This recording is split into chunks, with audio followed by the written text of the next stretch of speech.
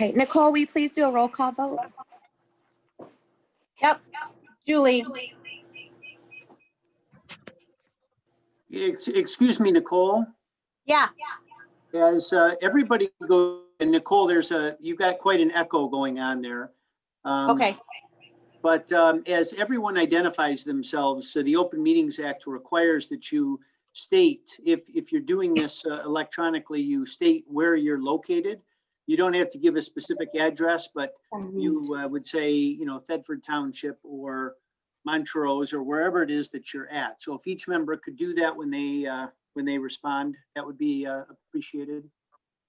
Okay. Hang on. We're trying to stop some frequency.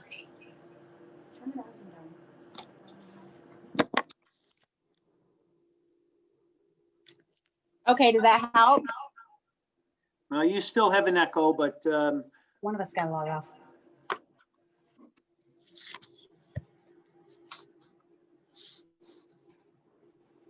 Okay, because Chris and I are together, so I think that's where the frequencies come in. So one of us has got to get off here.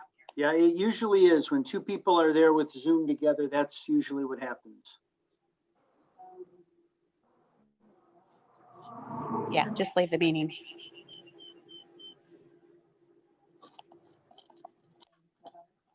Okay, is that better? Much better for me. Bring your chair over here. Okay. All right. I got Julie. Eric.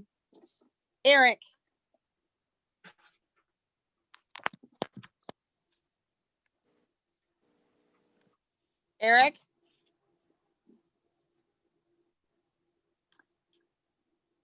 Did you guys hear him say anything? No. Julie, Eric, Ralph, I've not heard anything from any of you.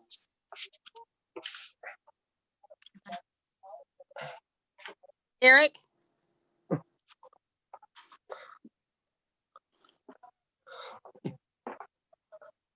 Ralph.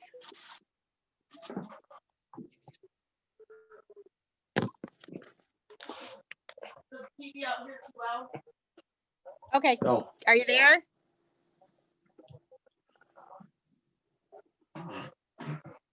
Eric?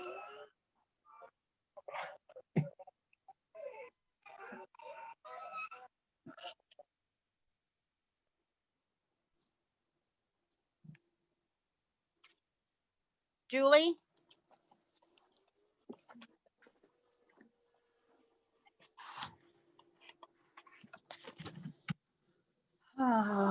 Let's see.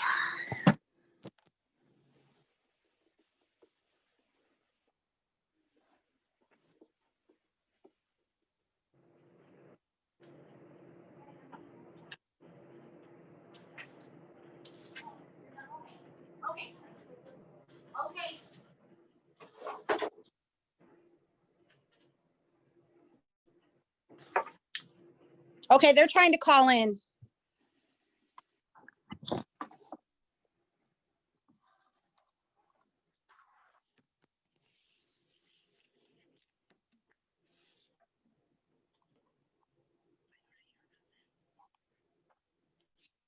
We're on. Can you still hear me? I can hear you. Okay.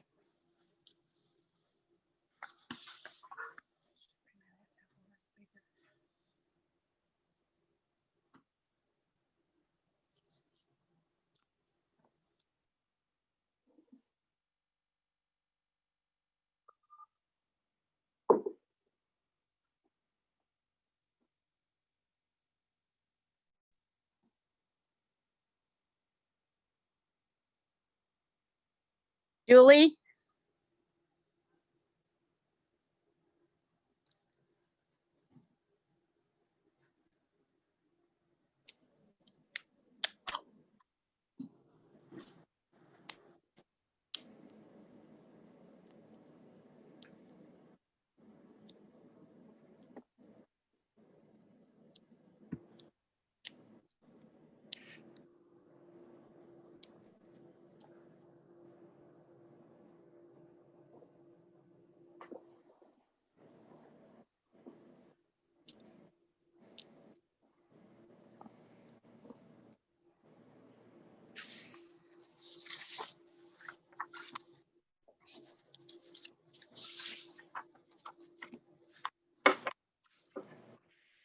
Do you notice them calling in at all, Mr. Gildner? I just allowed a phone call in, and I see that Julie is chatting me saying she just called in. So Julie, if you can hear us, we need to hear from you.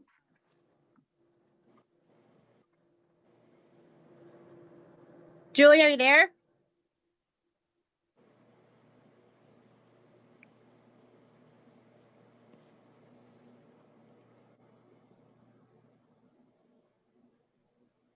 Does it show that she's on? Well, she wouldn't have been able to send me a chat unless she was on. So I'm assuming so, but Is Ralph or Eric? Ralph and Eric, according to Julie, were with her. So if we can't hear her, I assume we're not going to be able to hear them. But so Julie is saying she can hear me on the phone, but if we can't hear her, they're not there, as you know, as far as being at the meeting. So I would suggest either you finish roll call, and if we don't have a quorum, we can't proceed with the meeting. Okay. Nicole, will you continue roll call, please? Yep, John. John?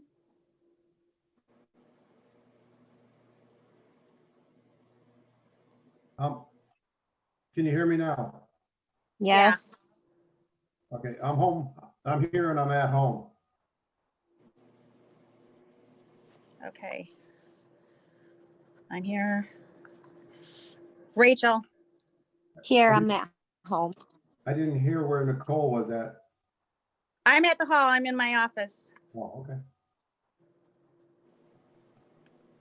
So we've heard from just the three of you, which is not a quorum. The options would be that Is Christine with Nicole? Yes, I'm here. okay, Yeah, she's All in right, her so office.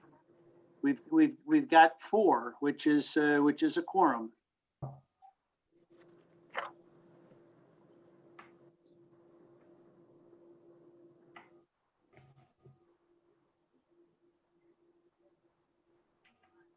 Okay, we'll move on to staff present.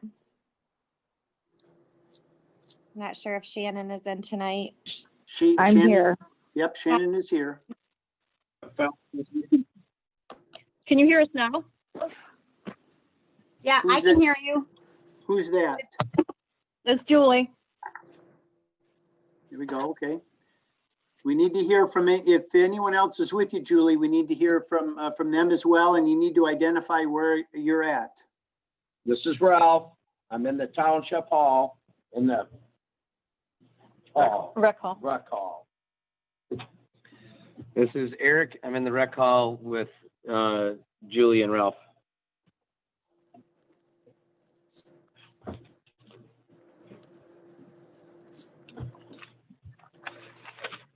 Okay, I got everybody.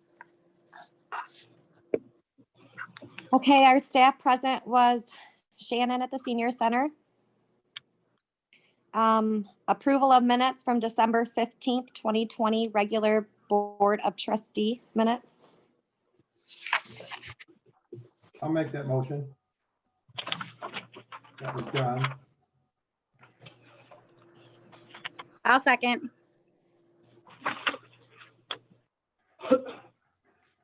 Discussion. I have just a couple of things. I don't know if anyone looked over me. I could be very wrong on this. But the very first motion I thought was on the agenda. I thought I initiated that motion and then John had supported it. Who's talking now, Rachel? Rachel. And then the second motion, I don't believe that Congdon, when he initiated that motion after the state trooper walked in, that was ever rescinded. I believe that motion was made and it was a 4-3. Does Not the anyone? first one, not the first one, because he did say that it was basically due to the trooper's advice.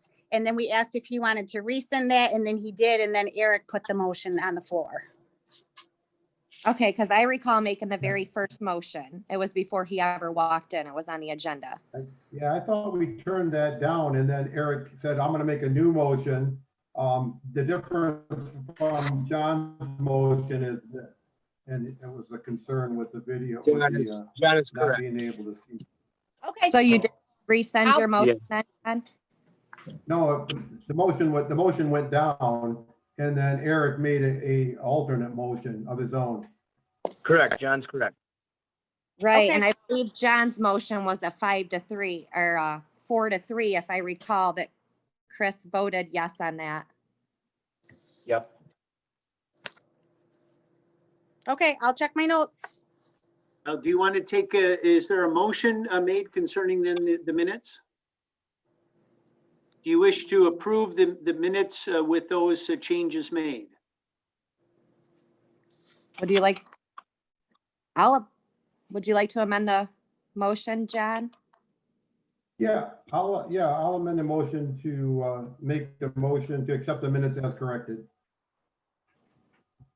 Okay, I'll support it, and I'll check them to see what I have. Okay. Can we do a roll call vote, please? Yeah.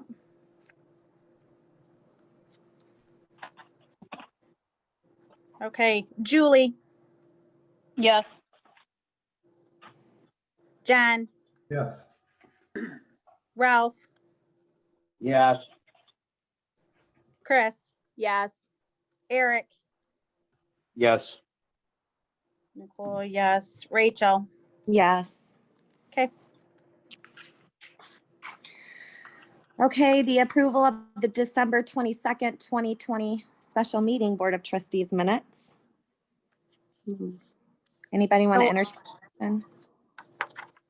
Yeah. I'll make the motion. Is that Nicole? Yeah. Yeah, I'll support it. John? Is there any discussion? Just have a minor. Oh, I'm go ahead. sorry. No, Go go ahead. ahead, sorry. I just had a minor correction. It was just on the fire authority comments. Yeah, I said goodbye to Chief Holton and I just welcomed Chief Jim Brunson. That's all. Just a wording change there. Welcome Jim Brunson. Did I reverse them? Yeah, it just said that we hired him and I'm thinking he might be offended if we said that we just hired him. So if we welcome him, that would be better. Yep, I can fix that. Thank you. And I didn't know, I didn't put special meeting on there because that was already a scheduled meeting. And we didn't change anything, so I don't know how that was a special meeting. Oh, I thought that that's what Chris had said it was a special meeting. Well, I didn't know because I didn't write that down. So because we went back to everything was the same. We didn't change anything. So that was already a regularly scheduled meeting that we went back to. Yeah, because I remember us talking about that, but I thought that's Chris told us it was a special. Because I thought all special meetings are 18 hours ahead of time, correct? Special Is that meetings have to be posted at least 18 hours before the meeting. Okay. I just wanted to make sure I didn't have to change it. That was all. Okay, and then also, can you add in there that Shannon was present? Because I know on our December 1st meetings, she wanted to make sure that we were aware she was present. And then we did a motion to subtract, but we also, I believe, Nicole, if you made that motion to add to the agenda, but there's nothing in the minutes about it. To add, what are we adding to the agenda? Didn't you add FOIA? I'm not I sure don't- what added I to don't, it. it was tabled. But Did I put it on there? I believe it was added and we tabled it when we came to it in discussion. I know that's one thing, and I didn't. I put it in there.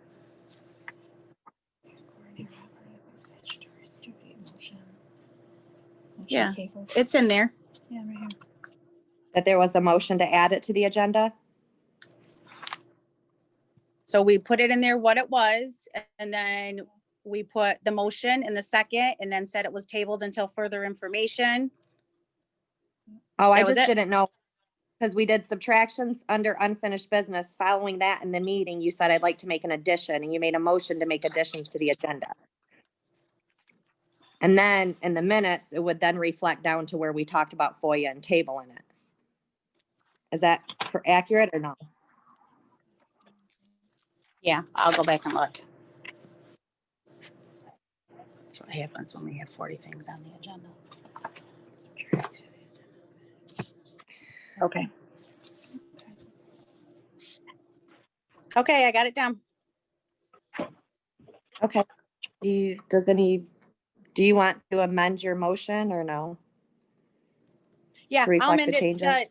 to add the changes, after I look at my notes. Just to be clear, we approve the minutes tonight. So if the motion is to adopt or approve the minutes with those changes, then those are the changes that would be made. Just Okay. I got it down, so I'll, rescind my motion, and the motion will be to accept the minutes tonight with changes. And I have the changes down. John, you still gonna support? I absolutely, I'll support it, yeah, with the same stipulations as amended. Okay, Can you do a roll call vote, please? yep. Eric. Eric, Yes. John, Yes, Julie, Yes. Ralph, Yes. Chris, Yes. Nicole, yes, Rachel. Yes. Okay. 7-0, motion passed. Okay. Move on to additions to the agenda. Anybody like to make any additions to the agenda? Yes. It's Julie. Hi, Julie. I'd like to make an addition that we welcome the board by name.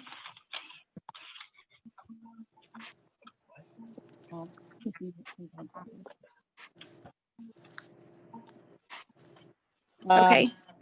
There's a reason for that. We need to have recognition in the minutes for our treasurer to be able to change over the bank records properly. She needs to be recognized in the minutes. Okay. you want to just do that as a presentation, or? Yeah, we can do that under presentation. Okay. Any other additions to the agenda? Yeah, I want to add something. I want to add, it would probably have to go under unfinished business, but I believe that, Mr. Henry had brought a concern to the board that he wanted to express and he was not able to. So I would like to bring that back to the board so that we could hear what, he wanted to express. Okay. What is? You just want me to put this under Ralph's expression? Well, it could be correspondence with trustee Henry. Because I think that he tried to do it prior. So I would assume it would go back to unfinished business. Is that correct, Attorney Gilner? Well, I don't know what the subject is. We don't either, because he wasn't able to let anybody know. What was the initial subject that he wants to talk about? I don't know. Ralph, So- did you? He can speak for himself, I think. Well, I think he tried. What? Well, what I started to say was about the appointment of the deputy supervisor. And I got cut off by Mr. Stanky. And, you know, I wanted her to know that why some of the things that have transpired during that, during the whole procedure. One of the things that transpired was the night before we took the vote, I got a call from Stacy Wells' son, who is a friend of mine, and I still consider him a friend. I've done work for him. Ralph, can we just add it Yes. on the agenda and talk about it when we get to it on the agenda? If you want to do that, I don't care. I'm following whoever is lead here. So if you want to put it down on the agenda here or whatever you want to do. I know you want to avoid it, but it's like, I think that you should know about it. And that's, I would suggest, given all I've heard so far, is that you just add them to the agenda, deputy supervisor. And then when we get to it, Mr. Henry can elaborate. okay, I will put it under unfinished business D. Okay, and I would like to add meeting dates under new business. You know, We'll go ahead and make that you know. AA. Yeah. What letter? AA, we'll put it as the first under new business. Under new business? Okay, I'd like to add to that to put the length of the agenda as far as new business and unfinished business. And that we put a time limit on our meetings. 10 o'clock is pretty late for a lot of people from what I understand. So Where do you want to add it at? we can do it right after we do meeting dates. Okay.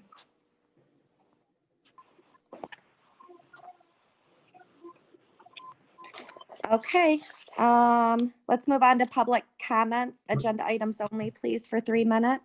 I think we got to approve the changes. Oh, sorry about that. Yeah, no worries. Anybody want to make a motion on that? I'll make that motion that we accept those changes to the agenda. I'll support. Roll call vote, please. Eric, Yeah. Julie. Wait, what do we? Whoa. okay, Whoa, whoa, whoa. okay. So we're gonna Okay, add wait, we're gonna sorry, add to the agenda. Unfinished business regarding deputy supervisor. New business is meeting dates, and length of agenda and hour of the meeting. Okay, I want to apologize there. When you said my name, I just thought you were like asking me a question. I didn't know if you were doing a roll call yet. Okay, yep. So, is that good? Do you have anything else? Yep. Okay. So it's a roll call, right? Yep. Okay, so Eric. Okay. Yes. Okay, Julie, Yes. Chris, Yes. Ralph, Yes. John, Yes. Nicole, yes, Rachel, Yes. 7-0, motion passed.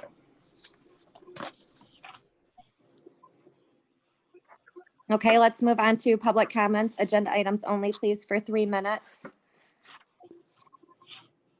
I'm not sure if there's anyone out there. No hands are raised and I don't see- Brian Hicks here. Can I speak? Here we go. Who is it? I'm sorry. Brian Hicks, can I speak? Yes, Brian Hicks, you can speak. Thank you. Obviously, we're new to Zoom meetings. I have been in several others. It would really help me if whoever the host is could put down the names in addition to their phone numbers, so we knew who was speaking. I have been in other meetings, they do this and it works fine. So instead of phone number 810, we know that it's a person that might be on the board or it might be my neighbor. Thank you, Brian. We'll look into that for you. Thank you. You're welcome. Is there any other public comments? Okay, we will move on to presentations. Welcome the board by name. if everybody would like to introduce themselves and what position they'll be doing for the next 4 years. We can start with Nicole. Okay, so I'm Nicole Moore. I am the clerk. This is my first appointed term, not relieving the prior clerk. So, yep, that's my title. Thank you, Nicole. Julie? My name is Julie Tack, and I'm a trustee. Okay. Chris? Christine Taylor, treasurer.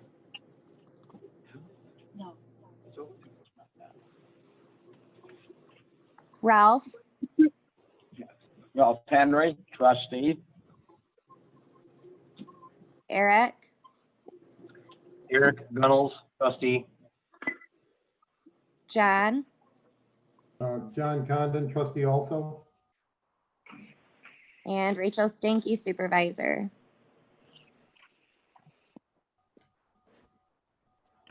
Okay. I would like to We have to, we gotta do a Rachel. roll call on that, Rachel, for the minutes Yes. so that she has it for the bank. Okay. Yes. Let's do a roll call vote. Okay, These are elected officials for the next 4 years. okay. I'll make a Julie- motion. Oops, yep. I'll second. Okay, Julie, Yes. Ralph, Yes. Chris, Yes. Eric, Yes. John, Yes. Nicole, yes, Rachel. Yes. Okay. Okay, let's move on to correspondence with Attorney Gildner, procedure of board meetings and policy legal representation. Mr. Gildner, would you like to speak? Yeah, I'll do so briefly. When we are all able to get together, I'd like to revisit this topic, but I suggested to Rachel that I just, because we have so many new members and because this Zoom business is not what we're all used to, I wanted to touch on just the procedures for the meetings in hopes that we can run just really efficient meetings. It's especially hard with Zoom, especially for those people who can't see other people that are speaking. If someone just starts speaking without asking to be recognized, for example, you start talking over each other. And so my suggestion would be that those who wish to speak, first of all, ask the supervisor to be recognized by name. So for those of you who are maybe not identified or are together, we know who it is that's speaking, number one. Number two, you ask to be recognized, which is appropriate.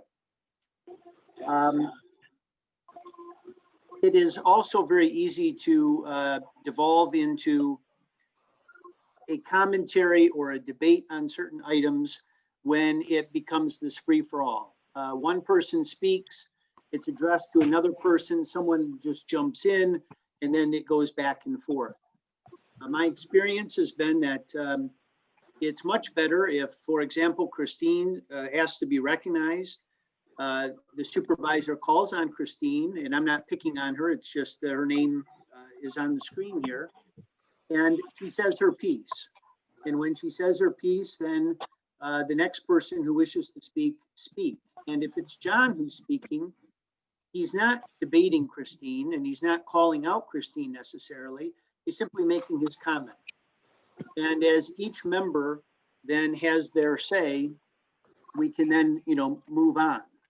That is much better in my experience than people just speaking without asking to be recognized, and we quickly lose control and the meetings tend to take a lot longer. I've also experienced with Thetford Township in particular, there were some of those meetings that were very contentious and people were talking and yelling, and I'm trying to jump in and I'm trying to do my best to maintain some control, and nobody could even hear me. It was hard to break in. And so I think if everybody just follows those simple rules, things will cool down and we'll be able to get through business, I think, a lot more efficiently. And as I said, when we're all together, there are some other things that I think just make for more effective meetings, but because Zoom is so different in all respects, I just thought it important to touch on those few points. Thank you, Mr. Gildner. And if I can also add to the board members, I did put a board, Thetford Township board policies in your boxes, I believe on December 1st, if you get some time to review over those too. It kind of gives us a guidance on how to effectively run our meetings as well. Okay, any questions for Attorney Gildner? No. Okay, we'll move on to the supervisor's report. Just trying to work on a couple things. I did follow up with the lady about the Community Development Grant Act. So Nicole, she had told me that she has spoken with you too, so that hopefully is going to be a positive outcome. Also trying to get a grant for a reimbursement. I'm going to apply at the end of this month through a link that the treasurer had sent me to try to get a reimbursement grant on our IT upgrade. Because I'm still looking for a couple more estimates, but I want to, in hopes that we get that grant. Other Who than sent that, Sorry, who sent that to you? You said the treasurer? yeah, the Treasury Department. Okay. Okay. And other than that, I don't have a lot to touch on right now. Just following up with a few complaints from residents and trying to make some things work. Treasurer's report. Okay, well, we're still working on taxes and hopefully by mid-month, I'll have bank statements ready. Other than that, that's just getting slammed with banks, with taxes right now. And that's Thank it. you, Chris. Yep. Nicole, clerk's report. Not a lot yet. We did get some information that we have been in contact with the state. They are going to audit one of our precincts. It's just a random draw as to the different facilities within the state or the county. There was 2 or 3 that got picked by the state. We happen to be one of them, which was just precinct 1. It's for training purposes only. It has nothing to do with a recount or how things were done or anything like that, because I see there's some concerns out there. So we have been in communication with the state. I did receive everybody's new MTA books, the 2020 edition. I think everybody has received them. The supervisor, the clerk, and the treasurer did receive new books for their specific department, their roles. The new MTA book, I don't know if anybody's had an opportunity to go through it. It's pretty informative. It's pretty detailed. I know a couple of our trustees have already kind of plowed through it and gathered some really good information. Hopefully everybody will be able to go through it so that we can take everything in that's in it and be able to all be on the same page. So I'm pretty sure everybody has theirs. If somebody didn't get theirs, let me know, but I think everybody's got theirs. Madam Supervisor, Yes, Jen? I was just gonna ask the clerk, did you put one of those in my box? I guess I didn't see it. Is it in there? No, we had everybody sign for them because they were really expensive and they're a pretty good sized okay. book.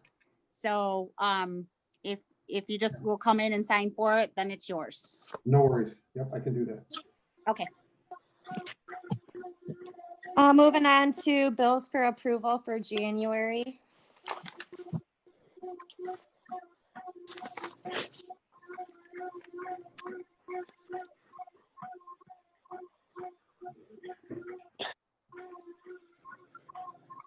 Would anybody like to entertain a motion? I'll make that motion that we pay the bills.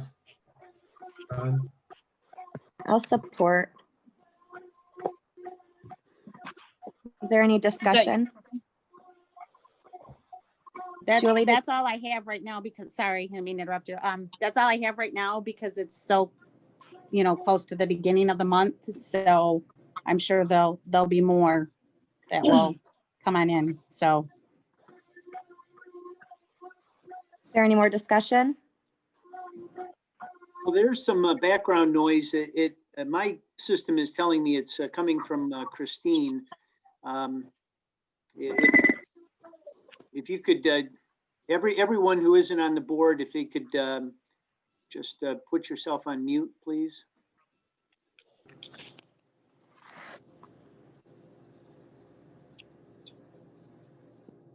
is that better? I can't hear it now. Yeah, it's gone. Okay. Nicole, will you do a roll call vote, please? Yep. John, Yes. Chris, Yes. Julie, Yes. Ralph, Yes. Eric. Yes. Who am I missing? Me, or yeah, who am I missing? Me? Yes. What? Me, you. 1, 2, 3, 4. Okay, I got it. Sorry. Okay, I got everybody. Okay, motion passed 7-0. Committee department reports. Shannon, is there anything you'd like to say? Yes, my November reimbursement request was approved in the amount of $8,365.64. Of that, $5,560.46 was administration fees. $576.18 was programming fees, and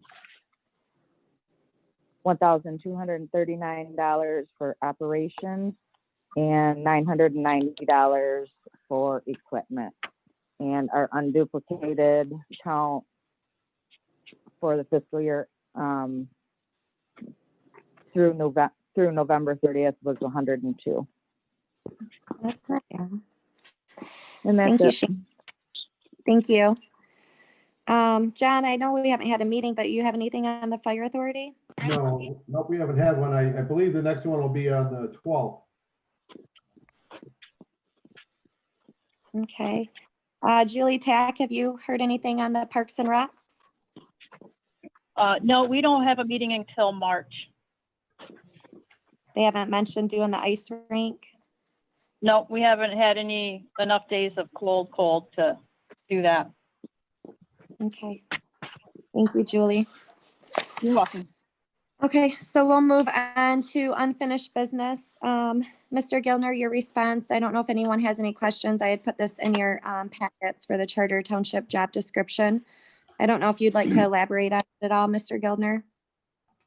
No, I'm happy to answer any questions, but I have nothing really to add to what I put on paper. Does anybody else have any questions for Mr. Gilner about the response? Yeah, Madam Chairman, I was just going to say it's pretty self-explanatory what you can and cannot do. I thought. Okay. I thought Excuse me. so as well. I just wanted to make sure no one had questions. Okay, so we will move on to forgive property, parcel number 17-80-000-510. That we had this on our last agenda, 2010, 2011, 2012, and 13 taxes. It's on page 7. I did have Marie write me up a little more of an explanation on this, and then maybe this will help the board understand where she's coming from on it. I don't know if you guys got it in your box. It was kind of last minute, but I can read it to you guys. If anybody would like me to, I don't know if you guys got it out of your boxes or not, but it was a letter from Marie to the board explaining the personal property explanation and why she recommends that we forgive these taxes, because she states it's something we'll never get. I don't know. Did anybody read the letter from Marie, or would you like me to read it? The only letter I have from Marie is the agreement that It didn't she's- come in your pack. It was put in there after your board packet. Oh, I don't have it then. Madam Chairman, I did talk to Marie about this, and it would have been nice if we had it in there because it had a description, describing what personal property is. But in this application here, what it is this business has been closed all these years on the delinquent tax you have in front of you. It all relates to what's inside the building. We've been taxing them on this closed building, whatever's in there, and that's why there's been since then there's a second owner, and she said you're never going to get this. All it does is ride out year after year and keep, and that was her reasoning why this one. And she said there's an additional property coming with the same scenario, that why you should remove it from the roll.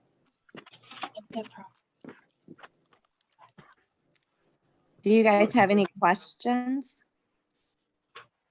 And for those who, I think this is the old, what was the name of this building? The old Long Branch or? Long Branch. Yes, this is the Long building. Branch.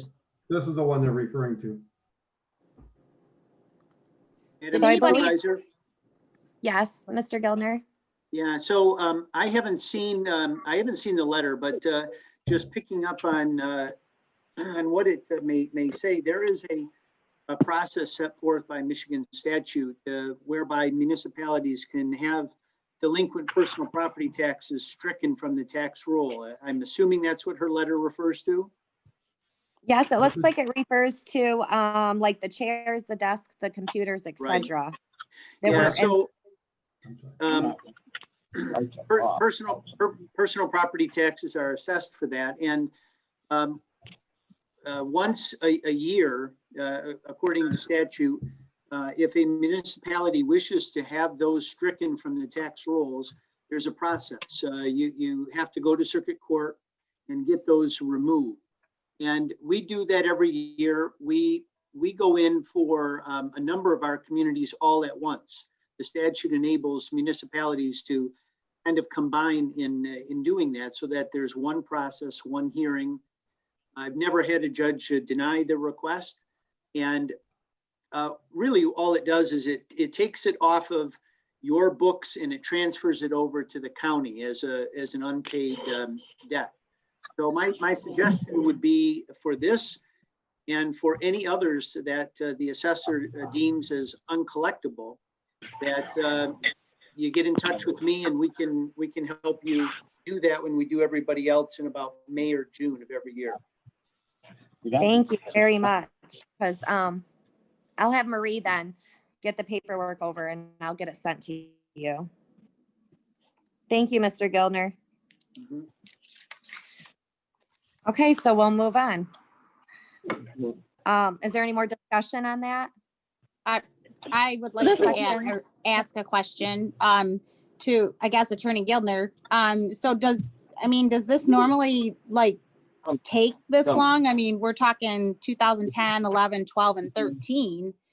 So how does this stuff come up that Nicole. yeah. Nicole. Is this the police? Hey, I'm sorry if this is Trustee Gunnels. Listen, I got a police officer outside the door and he's flashing a light in here. Probably gonna have to go talk to him real quick. So we'll be right back. Once you guys just take a 5-minute break, we'll be right back. Got it.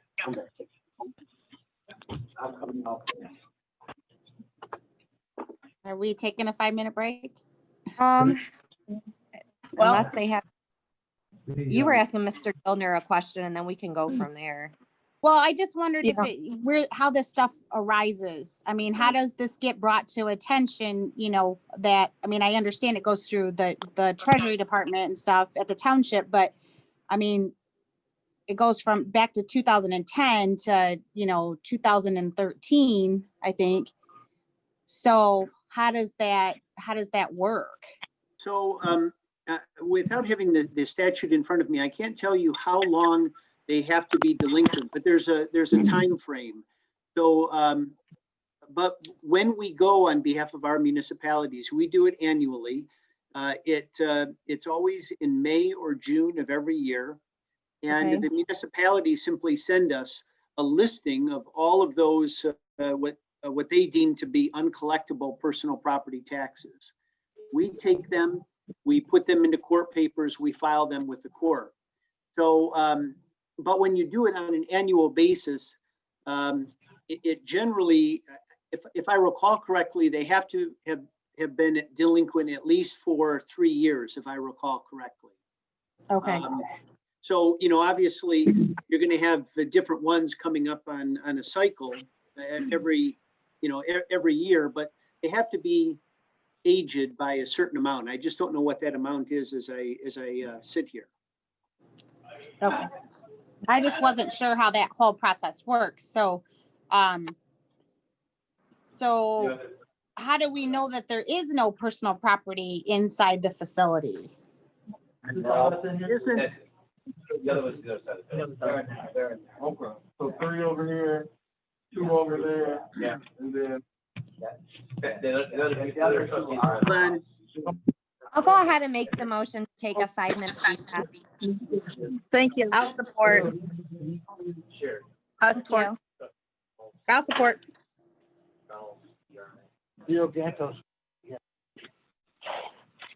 All in favor, say aye. Aye. Aye. All opposed, say no. Aye. That's Julie. Okay. That's Julie, Rachel. John, did you say yes? Yes. Yep. You got enough. Okay. 5-minute recess.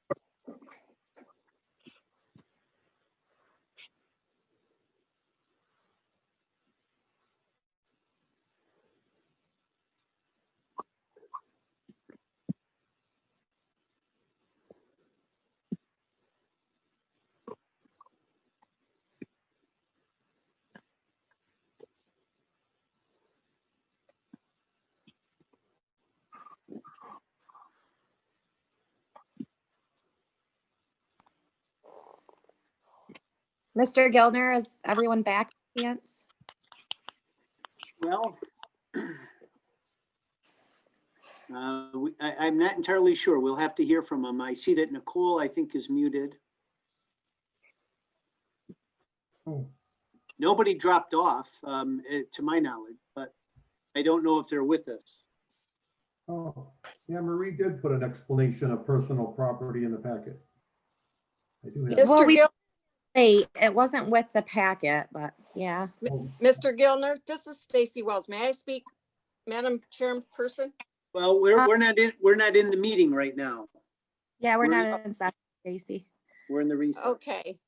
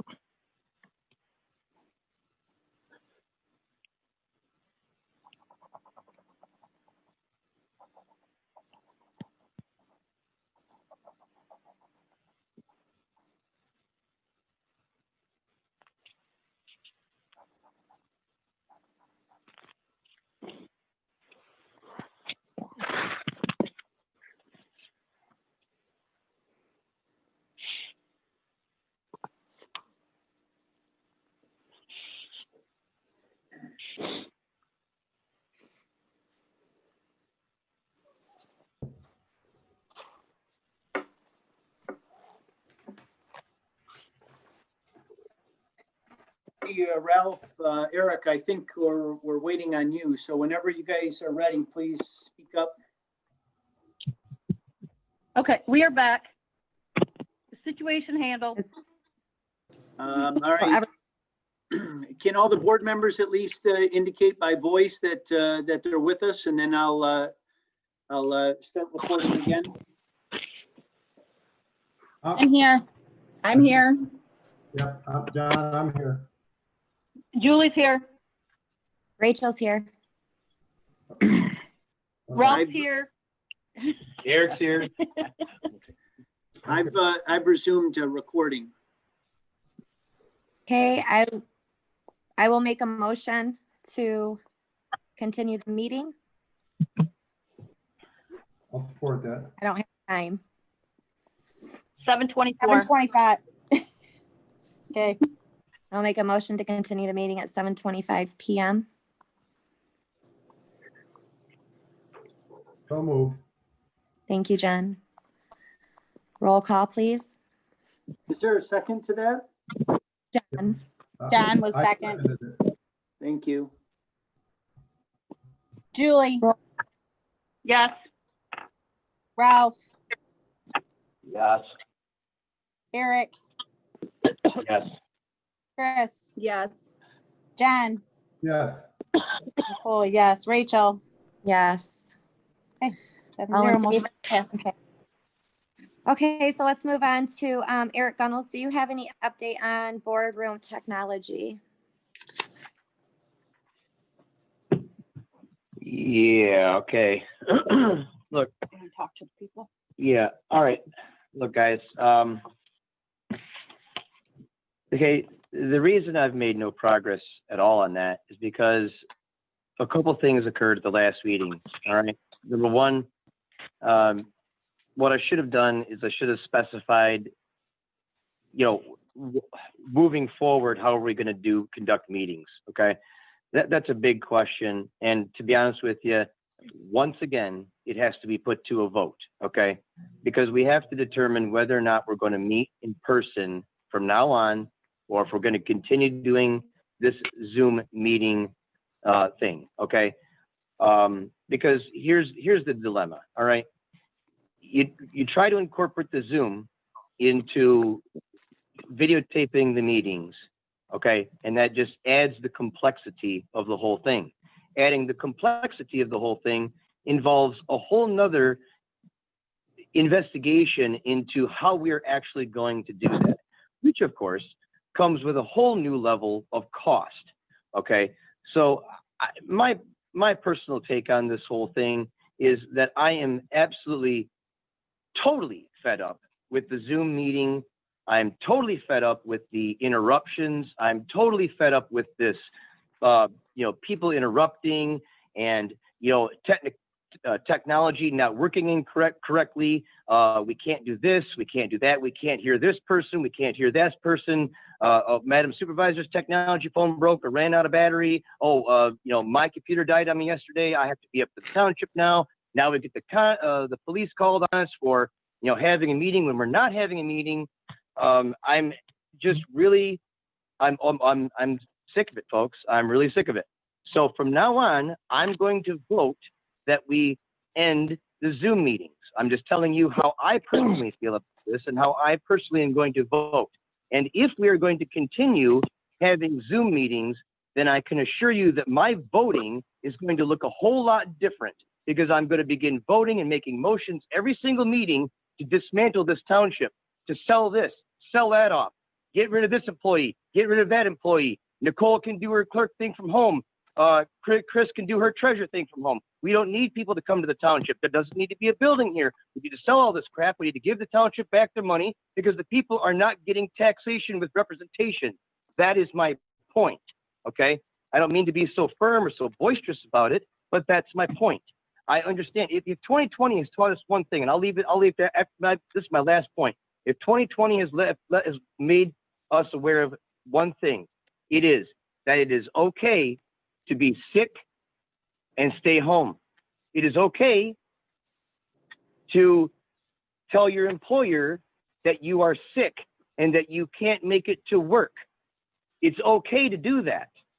And if some of you are sick, I understand that. Please, I understand. Stay home.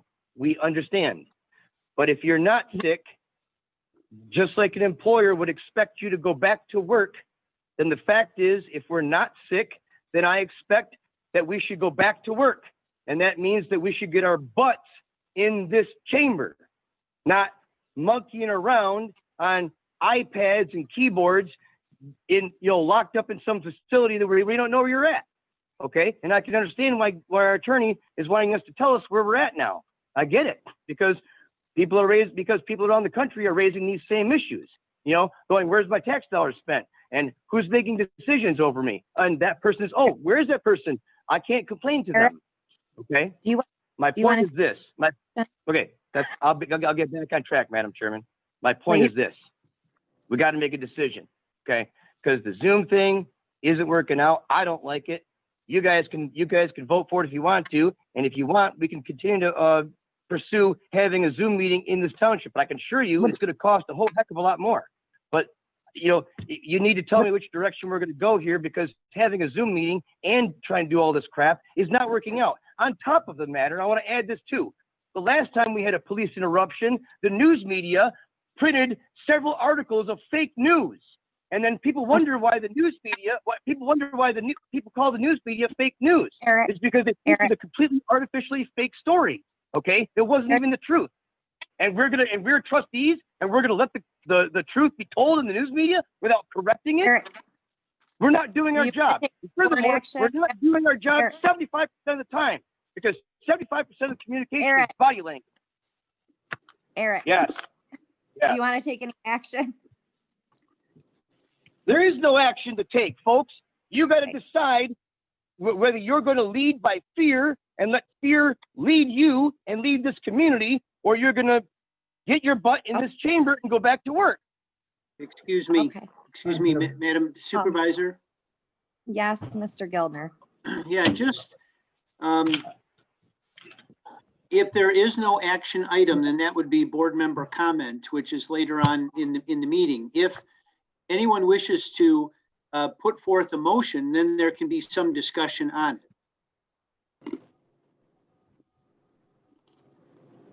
Thank you, Mr. Gildner. I think we just had our discussion without a motion. Yes, we did. Just talking your personal feelings on it.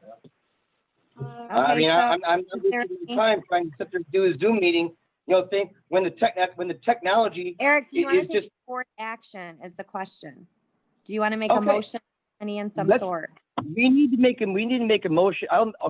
We need to decide as a board. So I'll put it to the motion in this form. Are we going to meet at the next meeting in Zoom? And if so, how do you want that meeting to go? I mean, this, I don't want this to continue. I don't want So this what to is be your the month. motion, Eric? There's Your no motion reason, is there's to, no reason. The governor's Eric, order motion. ends on the 17th. There is no reason why we cannot meet the next meeting in Eric, person. you need to make, There's you no need to reason we can't. clarify your motion. Hold on, guys. Let me see if I can help. Eric, again, I'm going to put this out there just to move it along. I take it your motion is to meet the next meeting and for all future meetings in person and not by Zoom. Is that your motion? Yes, thank you, Attorney Gilman. Is there a second to that motion? Ralph seconds. Now we can have some discussion, and this is where I would recommend that maybe Madam Supervisor, you just ask each of the members individually to just comment about it, and when everybody is done, then you can take it up for a vote. Okay, Miss Julie, do you have anything? I agree with Eric. We need to get back to work. We need to be in person and not continue with this behind the keyboard. Okay. Miss Ralph Henry, do you have any discussion? I'm in agreement with Eric and Julie on it. We need to have in-person meetings somehow, some way. People go in the grocery stores every day. They're out in the stores, they're on planes. It's like, and here we are all separated. We can't get anything done. I'm in agreement with them both. Okay, Nicole? I agree that we need to do this, but I don't know if there's a way that with doing this, that we can come up with some kind of, what do I want to say? Some type of form or something that the residents would be able to submit some of their concerns that they might want to express at a Zoom meeting or at a board meeting, but don't want to come to the township for those reasons that are out there. As far as, I know everybody wants to keep safe. There are some people that feel they want to be part of it, and there's some people that feel that they don't. So I think if we can figure out a way to involve the residents to, if they have concerns and they can't call in by Zoom, or they don't have access to Facebook and that kind of thing, that, they can somehow fill out a form with the township. We can take it to the board. We can go through it and bring it to the board. If the board wants to make a motion or something with those concerns, then we can have discussion on it. I just think that we need to be able to involve the residents that don't want to be here for the reasons of COVID and that kind of thing, or that, like I said, can't call in or participate. That would Okay. just be one suggestion from me. Well said. Madam Chair, this is Julie. Hi, Julie. A resolution to that could be that we do a correspondence. Also, to go along with that is we can videotape it and have it uploaded online where they can watch it later, and then they can call in later and we can answer questions from the meeting then.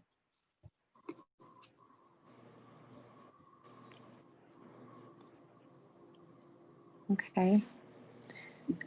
Chris, do you have Or any? we could do Well, I'm sorry, Julie. or we could do a live on YouTube, something like that. Do a what with YouTube? A live stream. But we need to figure it out. We need to be able to come in to go to work. Madam Chris? Chairman, this is Eric. Yes, Eric? Okay. Now that I've calmed down a little bit, look, what I don't want is I don't want to see us, this township has got enough issues and enough entanglement and enough hurdles to get over. And the last thing we need is additional ones. The last thing we need is additional complications to an already very complicated township.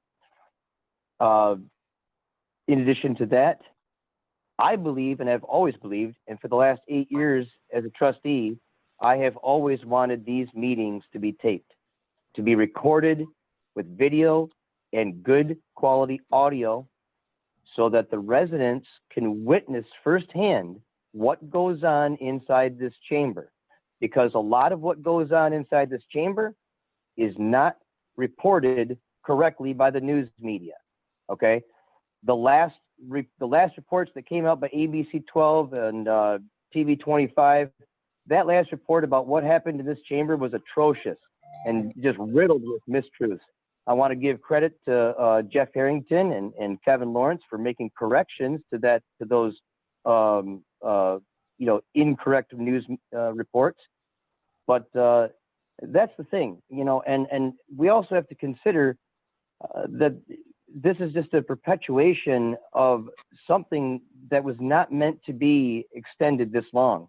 I think we can all understand that when a pandemic arises or when some issue arises, that if we've got to do things unorthodox, to compensate for something, we all know that that can be done, okay? And we used this Zoom meeting for that, okay? But it's time to bring this to an end. It's time to, we can't let the solution be, more of a problem than the cure. Okay. Chris? Yeah, I too would like to see in-person meetings as long as, it can be done safely for the residents. Thank you. John? Oh, I have quite a bit that I could say here, but I'm looking at currently 47 members on this meeting. And I don't know, I know a lot of people around the country and family and friends that are working. There isn't one business out there that isn't working through Zoom or equivalent type of business, operating full boardrooms and everything out of Zoom. And I'm disappointed that our township cannot operate a Zoom meeting successfully. To put a blank statement that I'm never going to have a Zoom meeting again is not only foolish, it's just stupid. We could have an insurgence tomorrow and be 100% affected, and you're saying, oh, I don't care, because so a blank statement like that is extremely foolish. And then to Eric's point, you were given an opportunity to bid for media. You could have brought us a bid tomorrow to have video cameras ready for when we resume the meetings in the office. You could have had that ready for us to bid on. You chose not to do that, but you'd rather complain in the background. So I'm not singling you out. I'm just saying, I think we should be, instead of going backwards, forward. Everyone operates on Zoom very successfully, and so successfully, most companies are saying, don't come back. We're going to do this forever. So I'm a little disappointed in us in taking a reverse action here. That's it. And Okay. I'd like to address some points made there, Madam Chairman, if I may.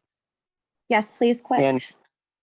And the thing is, it's just that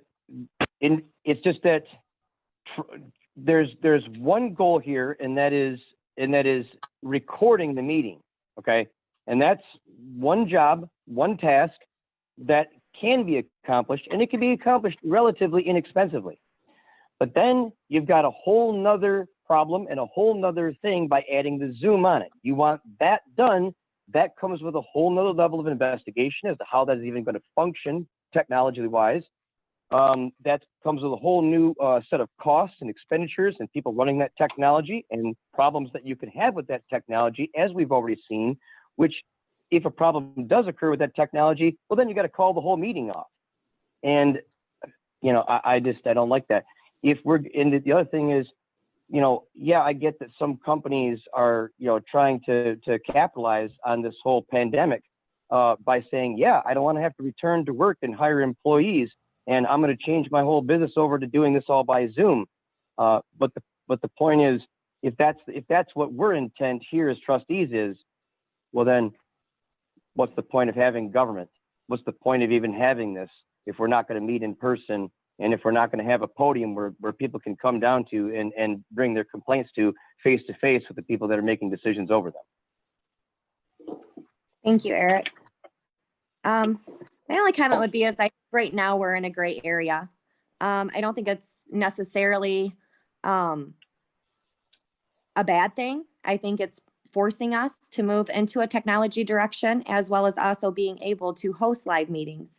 That is something that I think, Eric, if we could have got brought back to the board and found a way to be able to host our meetings live and be able to offer to Zoom, because whether I feel we want to accept it or not, the fear is in people. People are scared. We have a lot of elders in our township.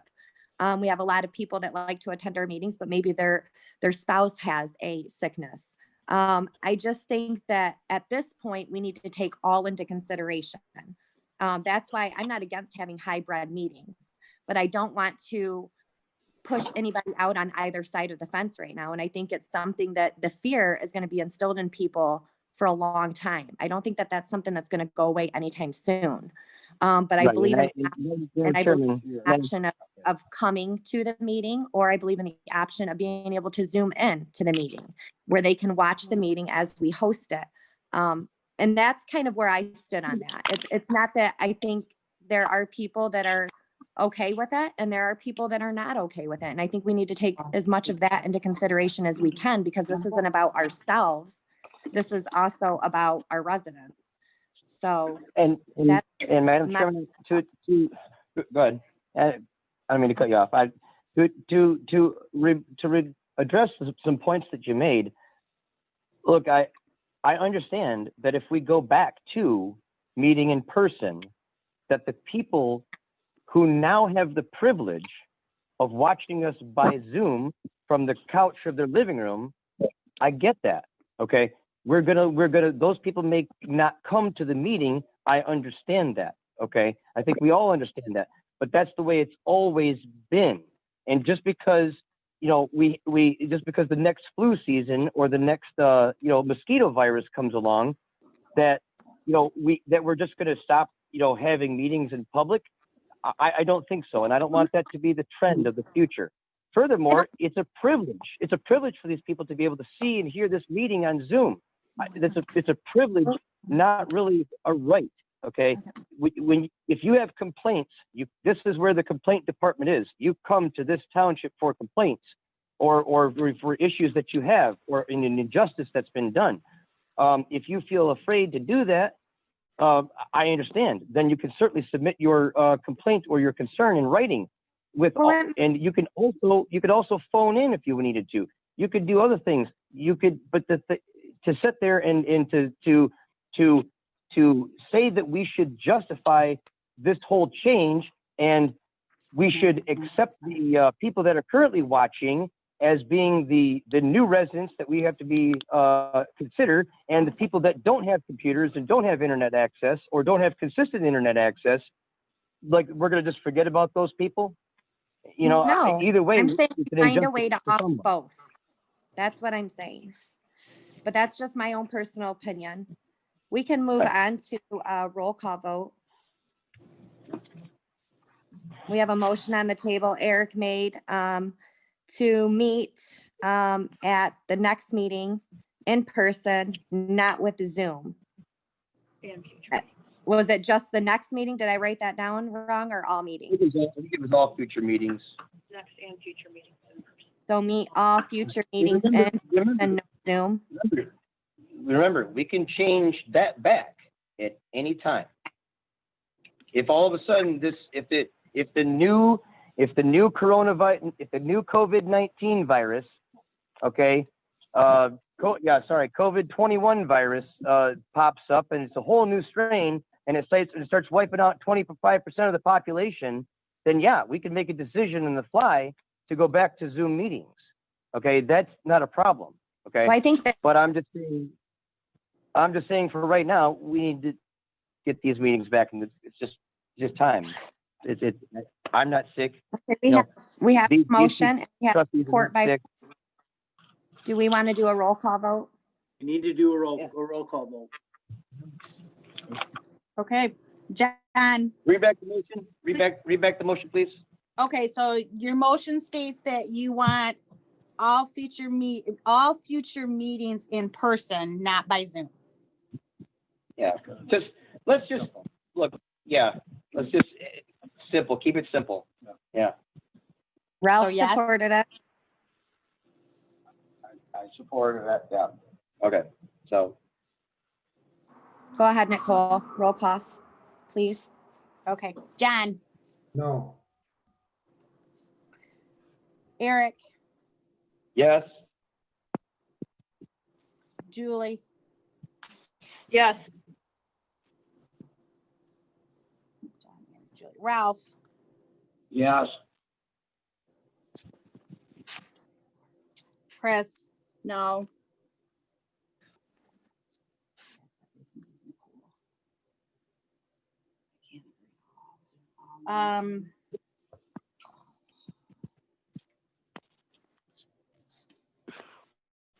problem is I agree with part of it and not the other part.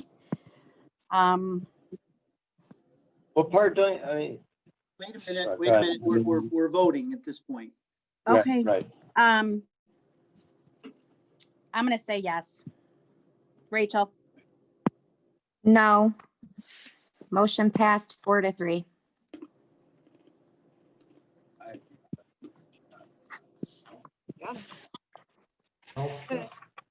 Okay, let's move on to meeting dates. I had Wait. put a couple, We missed deputy supervisor. I'm sorry. Under what do you D. mean? Yep, number D. Under Oh, I'm business so D. sorry. Okay, deputy supervisor.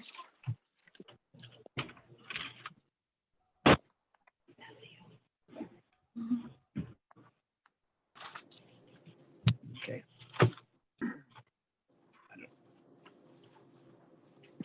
Excuse Okay. me, I got time to one. Rachel? Yes. All right, so my recollection then, this was added. It was simply entitled Deputy Supervisor. My suggestion, Ralph, since you had asked that this be on there, that before there's any discussion, you make a motion that can then be the subject of some discussion. Okay, I make a motion that we have a discussion about the deputy supervisor. Well, no, But it's already a topic on the agenda, so it's going to be a subject of some discussion, but is there a particular motion or action or something that you want to see happen on that subject? That would be the subject of your motion. well, I'd already started to discuss it earlier. And if you don't want, you know, it's like I tried to discuss it the last meeting we had, and I was told I was out of order. So I don't know where you want me to go with it, because you want me to start discussing what the problem with what happened with that whole ordeal, and I'll put it in the Reader's Digest condensed version. No, I mean, Mr. Henry, I don't know what it is that you want to get into, so I don't have a preference. But all I'm saying is if you simply want to make comment on the deputy supervisor position, there will be an opportunity for you at board comment. If you wish to make a particular motion, and that motion could be, you know, just like Eric's, a motion that you proceed by Zoom meetings, then we can see if there's a second and there can be some discussion. Otherwise, you can speak during board comments, board member comments. Yeah.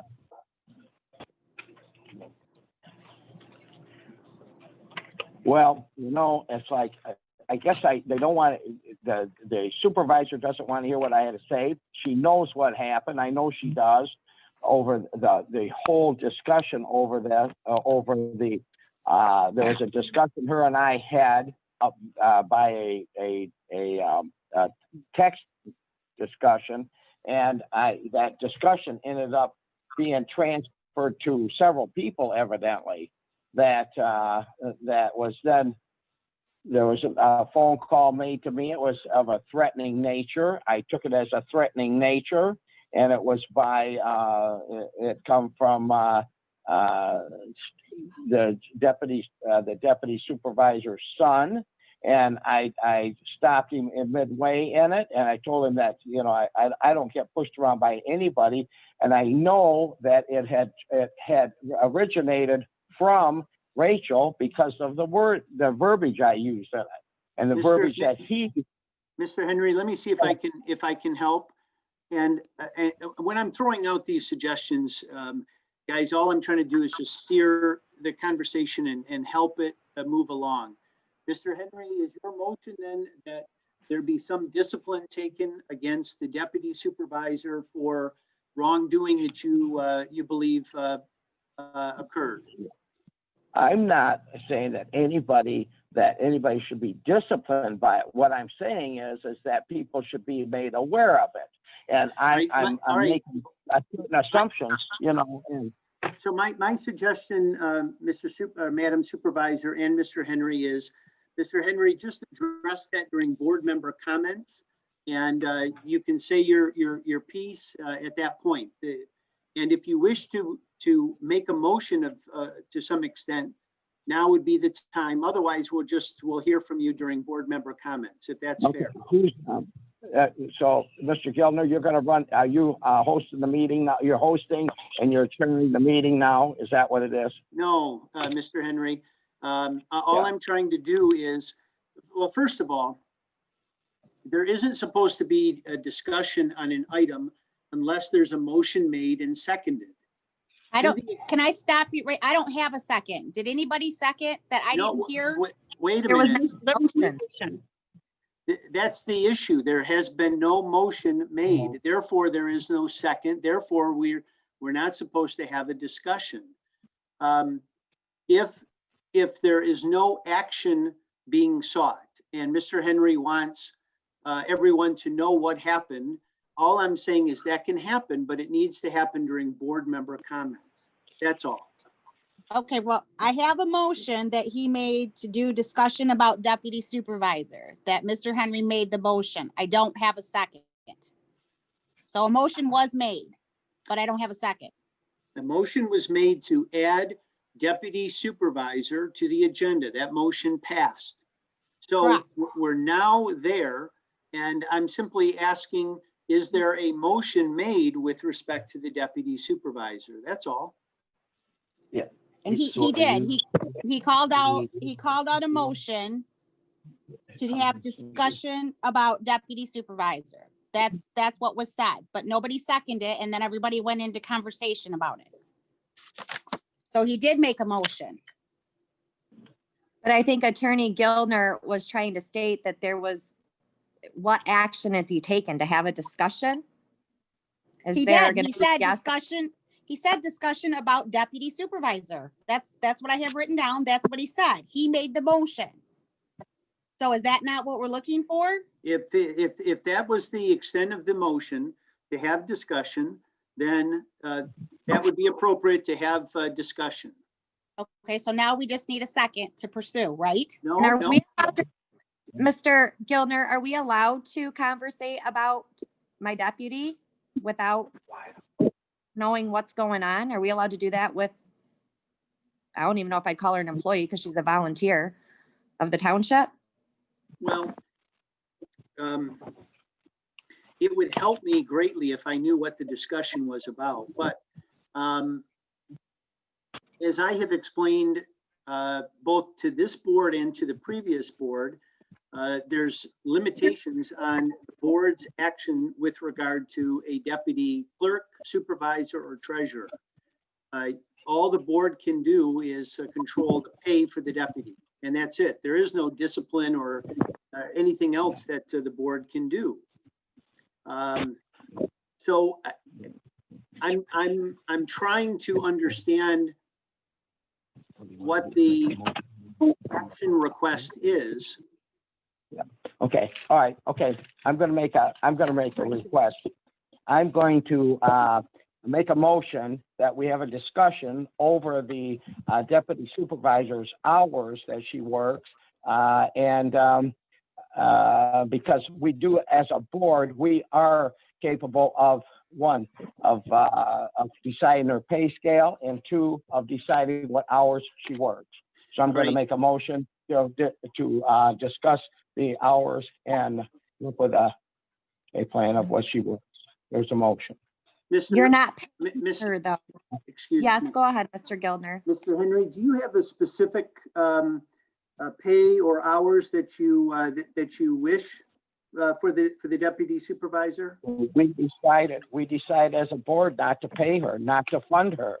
but we did not decide on, as a board, of the hours that she was able to work. Right, and I'm just asking you, do you have something in mind of what it is that you want to approve her 1 day a week or 1 hour a day? Do you have something specific in mind? Well, I'm gonna throw it out there that it's 1 hour a day. 1 hour a day. And any other restrictions or things that you wish to add to that? Are you talking to me? Yes. I'm open for discussion. I whatever, a second. My suggestion then, as I understand it, is the motion is to limit the deputy supervisor's hours to 1 hour each day. Is that right, Mr. Henry? That's correct. Thank you. Is there a second?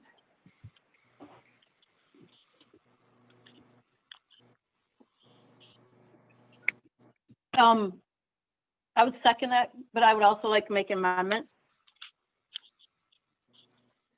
If you indicate what it is, Mr. Henry may accept it as a friendly amendment.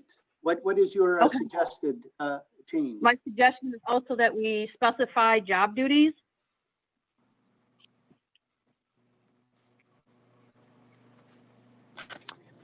And I would like to see also an affidavit signed of no compensation. So may I clarify this? We don't want to give her any compensation. We want her to sign an affidavit, but we want specific job duties on what she's going to do. And we're only going to allow her to work 1 hour a day. Is that the motion? If Mr. Henry accepts those amendments, that would be the motion.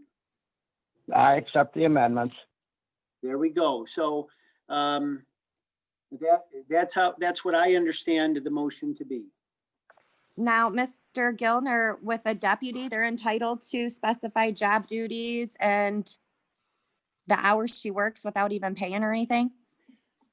So ordinarily, I would say yes, if she is being paid. So the statute is clear that a deputy, be it a treasurer, a clerk, or a supervisor, only acts in the absence of the elected official to whom they're connected. In other words, if Rachel, you're on a safari in Africa and you're out of touch, then that's the only time the deputy may act. However, the board can authorize the deputy to go and serve beyond that limitation. But in my opinion, that only applies if that person is being paid, because that extra work relates to the extra pay. Because the board's only authority over any deputy of those three offices is to the pay of the person.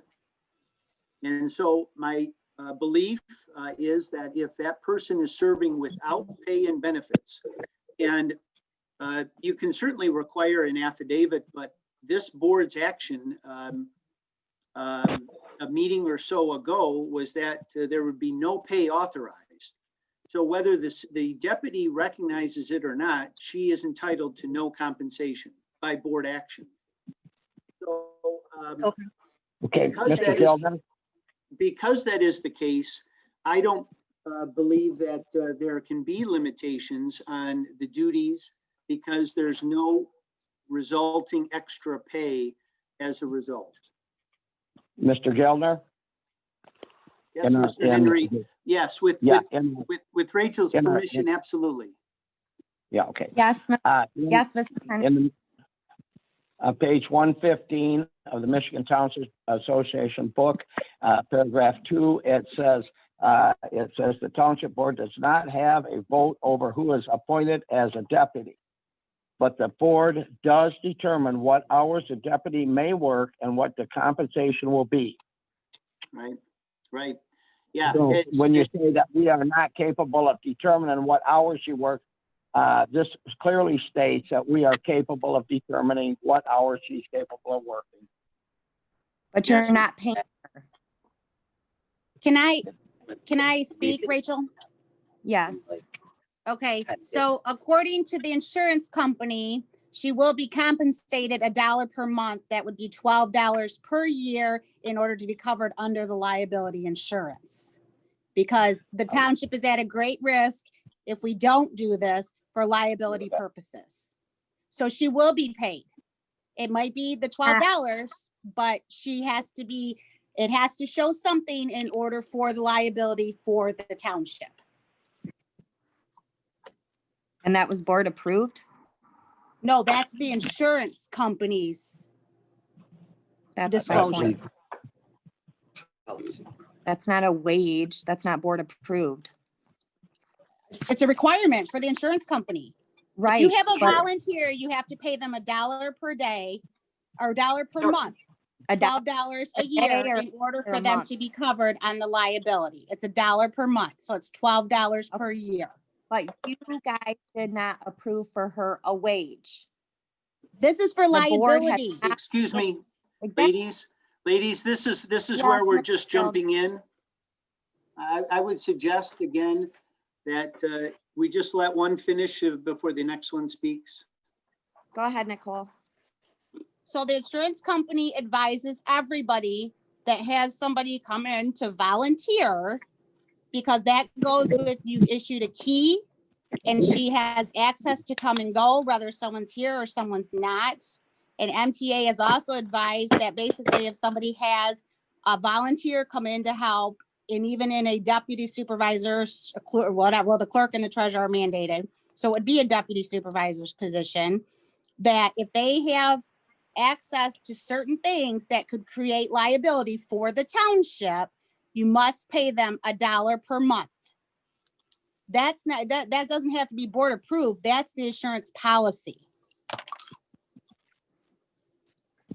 Okay, that's my point. Okay, I agree with you. That's the insurance policy and it's not board approved. It's not a board approved wage. the insurance policy is the insurance policy for the township. Correct. That's who we carries our coverage.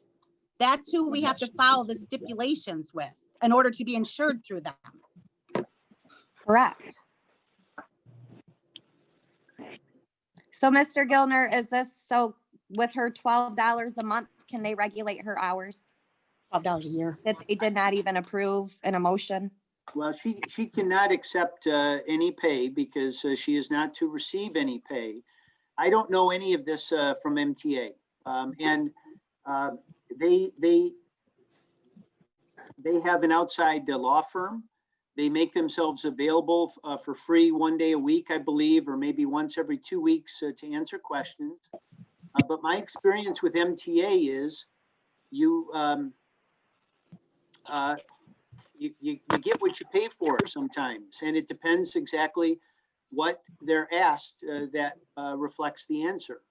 I represent Gaines Township. A few years ago, Gaines Township ended up in litigation because the MTA told them to do something, and when litigation happened, they would not back that support. So I don't know what MTA has said. I don't know about the insurance requirements. What I do know is that the deputy supervisor is to receive no pay. That is the only board action. There is liability for a volunteer or an employee or a contractor. That's always the case. Having a volunteer supervisor or deputy clerk or treasurer, in my opinion, doesn't increase or decrease the potential liability. It's still there. Okay, Mr. Gildner? Yes, sir. So it's your opinion, it is your opinion then that we have no control over the hours that the deputy supervisor is going to work as a board. Is that your opinion? Do you have an MCL number on that? Is there an MCL? Is there a law on that? Or No. are you going by just, well, we're treading in ground that there's no actual law on. But what the MTA book says on page 115, I'm going to repeat, it says that the board is capable of, I'll read it, verbatim. It says the board does determine what hours a deputy may work and what the compensation will be. Now, it doesn't say that there has to be compensation. It says the board does determine what hours a deputy may work, period. So if you don't have an MCL number on it, then I guess my opinion is to go with what the booklet says and go with that. Mr. Henry, I'm happy to answer that question. I don't have anything to rely upon other than that language, and that is not the exact language from the statute, but it is certainly fairly accurate. I'm not going to argue it. Yes, it is my opinion that in as much as the deputy supervisor is receiving no compensation, therefore the board does not have control over her hours. I've given this board lots of opinions over the years, and sometimes you agree with it and sometimes you don't. That's my opinion. And, I'm prepared to, to stand behind it, but. So you have no law, you have no basis for that opinion, only that she's not being paid. But in reality, we as a township have to pay her a token fee for our insurance to be valid, our liability insurance. So you are willing to put the township, are you working for the township as an attorney, or are you working for Rachel Stanky as an attorney? You're being paid by the township. You have a fiduciary responsibility to make sure that the people's money in this township is protected and the township is protected. You are a township attorney, not the supervisor's attorney. You're out of order. Mr. Henry. You can tell me I'm out of order all I want. You're out of order. You're being rude. Excuse me, Rachel, it's quite okay. I've heard worse. Mr. Henry, I do work for the board. I am not arguing Rachel Stanky's position. That would be my opinion, regardless of who the supervisor is. And with all due respect, if you disagree with my opinion, you disagree with my opinion. But to suggest that I am coloring my opinion, it is rather demeaning to me. I've told you what my opinion is. Plain and simple. You still can't produce any law. I did give it an explanation. The explanation is that as a general rule, a deputy serves only in the absence of the elected official to whom they serve. The language that you cite says, if, however, they are to do anything beyond that, that is subject to township board approval. However, that matters. It matters that the board has some say over that, because in my opinion, the hours that they serve reflects their compensation. In other words, the board ought to have some control over what that deputy is paid. And since the deputy is receiving no money, then therefore there is no budgetary concern. That is my explanation. Now, again, I put it out there, and any one of you can disagree with it. That's fine. That's what this is all about.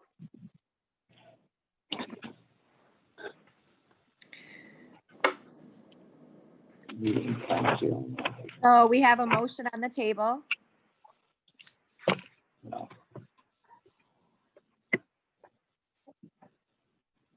Julie amended it.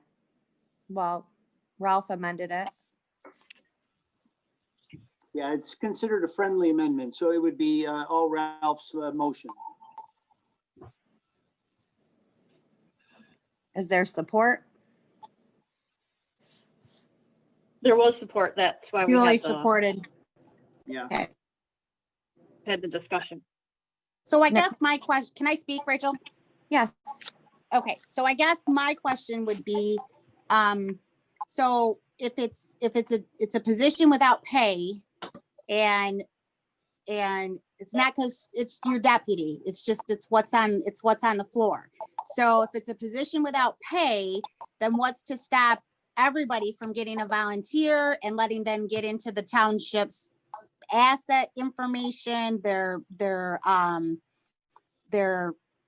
accounts and all that other stuff, and giving them permission to make calls and change things that a lot of board members are not even aware of, and has a key to come and go. So what's to stop everybody that's in here working to have a volunteer and give them a key and give them the same access? I think that's where everybody's kind of going with this.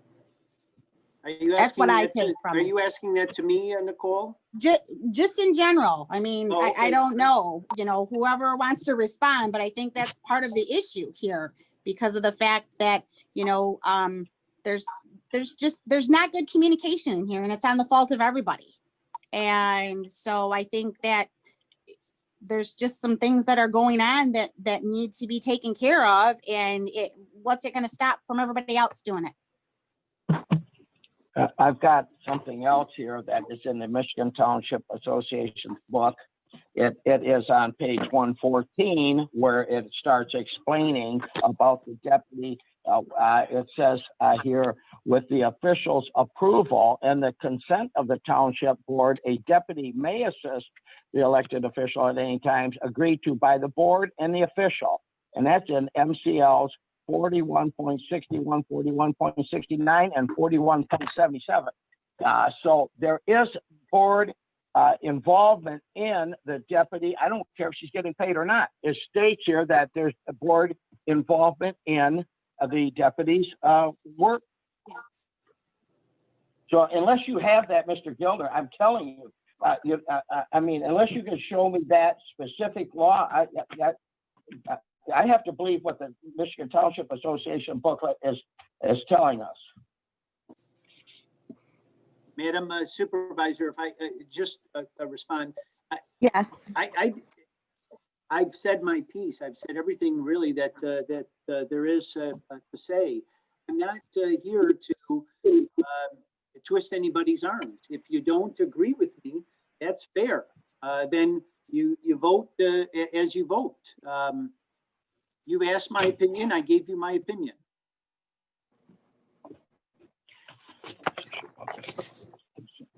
Is there any more discussion? Madam Supervisor, I have a question for Mr. Gilmer. This is Julie. Yes. Was there discussion with you about having her sign an affidavit? Was there discussion? Whichever. Yeah. It was mentioned to me a while ago from Attorney Gildner, I believe, had mentioned something about Nicole mentioning it, but I haven't heard anything since. Mr. Gilner, could you answer that question? Yeah, so is the question, did I have conversation with who about signing an affidavit? With the supervisor, with having the deputy supervisor sign an affidavit when finding out there was no compensation? No. When the idea was first raised, this was before the board had voted no compensation. I had said then she should reflect in writing, not in affidavit, but just in writing, that she understood that there would be no compensation. That changed, in my opinion, when the board voted that there would be no compensation. Okay. That's the legislative act, and whether she agrees with it or not, if she continues to serve under those conditions, she can't come back and claim that she's entitled to any compensation. Right, that's where it stands at the moment.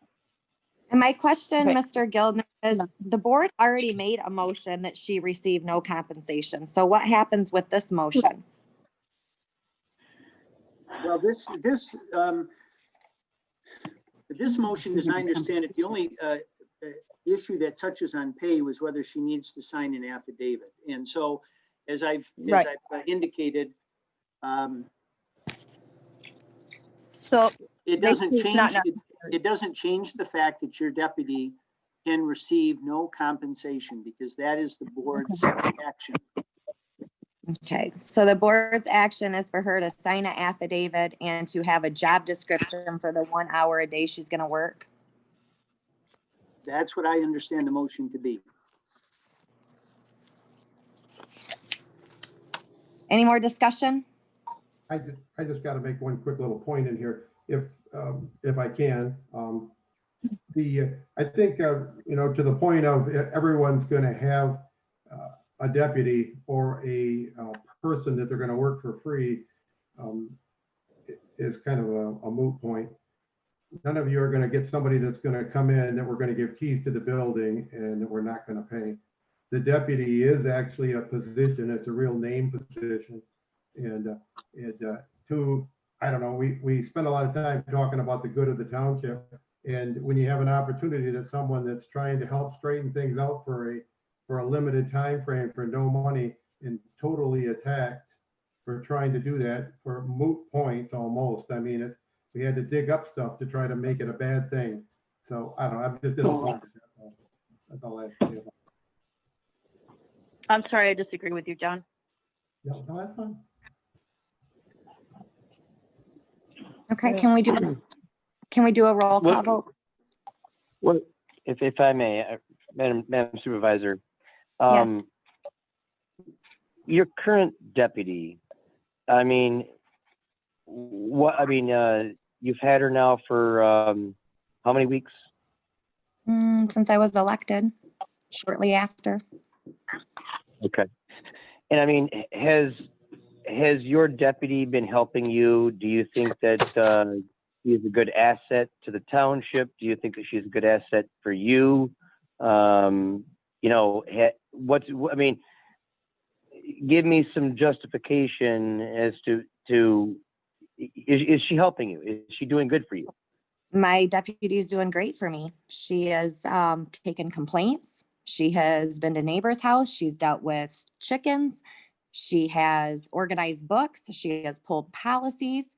She has looked into grants. She has done a lot for me. If that's something that this township, the board wants to give up, I think she stays to herself. I know there's personal conflict is what I think this is all about. But she stays to herself for the most part in her office, in our office. And I think she does a great job. And I think, in my personal opinion, Eric, this is nothing but a personal attack on a volunteer and a resident of our township. Okay. I just wanted to hear a different take on it. And okay, well, all right, I'll get more discussion if you guys want. Is there any more discussion? Rachel, can I ask a question? Yes. Who is that? This is Jeff Harrington. Oh, No, Jeff, it's I not. can- It's comment. I'm sorry. Do you guys want to do a roll call vote, please? What was please read back the motion. The motion is for my deputy to sign an affidavit that she will receive no compensation for the 1 hour a day that the board is going to approve her to work. And you guys want a specific job description on what she's going to do for that 1 hour. Is that correct? Julie Tack? Is that really the motion that we're at right now? I believe it is. Exactly the motion we're at right now. Okay, okay. All right, I'm sorry, I hate to drag this out anymore, but I'm just gonna follow up with a couple of questions here. Okay,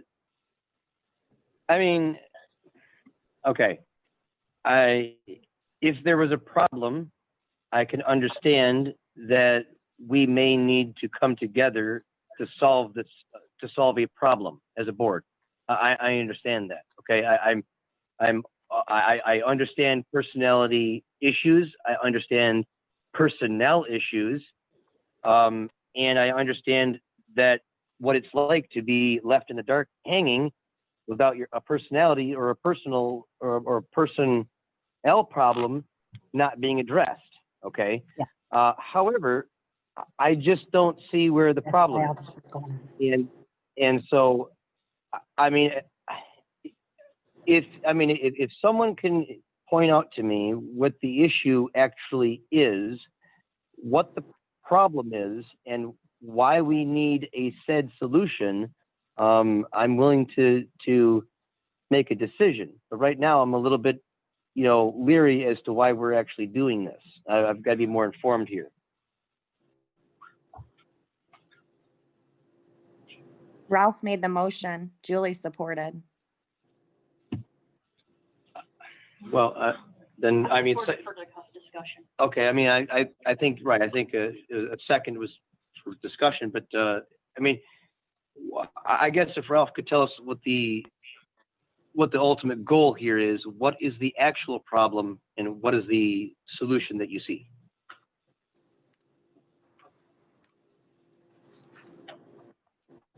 I made the motion. That's fine.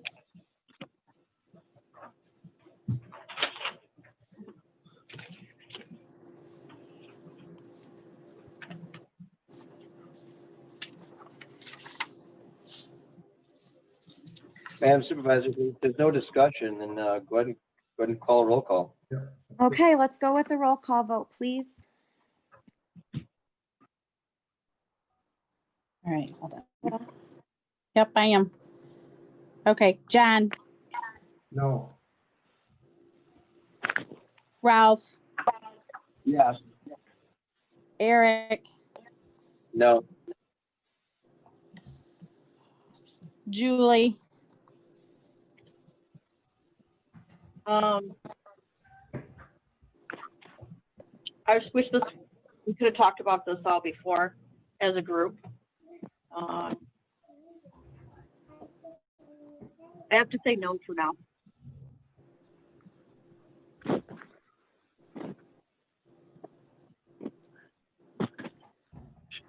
okay, Chris.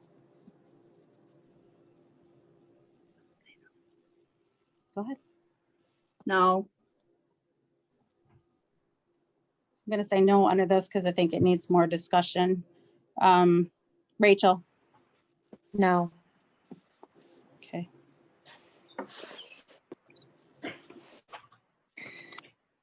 Okay, motion passed. Sorry, motion failed. 2, 3, 4, 5 to 2. Sorry, 6 to 1. 6 to 1, Nicole, I'm sorry. Got it. Okay, let's move on to meeting dates. After some short discussion, I had put a list of meeting dates in your guys' boxes. I know it didn't go through last time. I don't know if we could at least possibly approve. I'd like to make a motion to approve for a Tuesday, January 19th, 6:30 meeting. A Tuesday, sorry if I can do 3 and 1, I'm not sure. Tuesday, February 2nd at 6:30, and then Tuesday, February 16th at 1 p.m. I would like to make a motion to approve those 3 dates and times for our board meetings until we can all conversate a little more to kind of get more on the same page. Can you So I have the repeat that, motion. please? Sorry, motion on the table to have a meeting, Board of Trustee meeting on January 19th at 6:30, February 2nd at 6:30, sorry, February 2nd at 6:30, and February 16th at 1 p.m. At 1. Would there be any support on that? Support. Is that John? That was Eric. Eric, Sure. Eric, thank you. Can I get a roll call vote, please, Nicole? yep. Ralph, Yes. Julie, What was the third time? Sorry, Julie, February 16th at 1 p.m. 1 p.m. I'm sorry.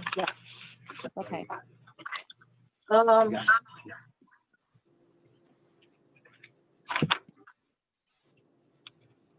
Yes. Eric,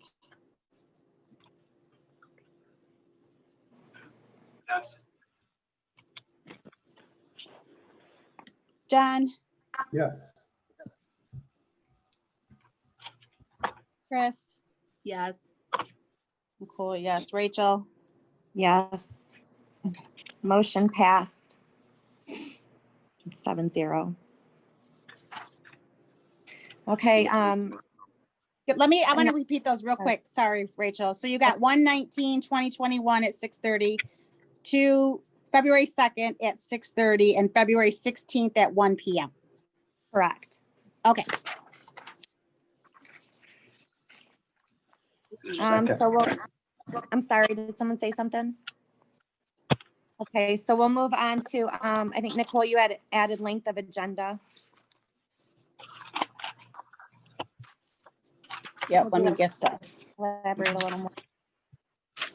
Yeah, there's been a lot of discussion about having these go until 10 o'clock.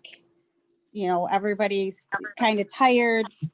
People are, not sure about when it gets to the end about what's going on and the motions that are being made and that kind of thing. So we kind of want to cut it back to, we're thinking 9 o'clock.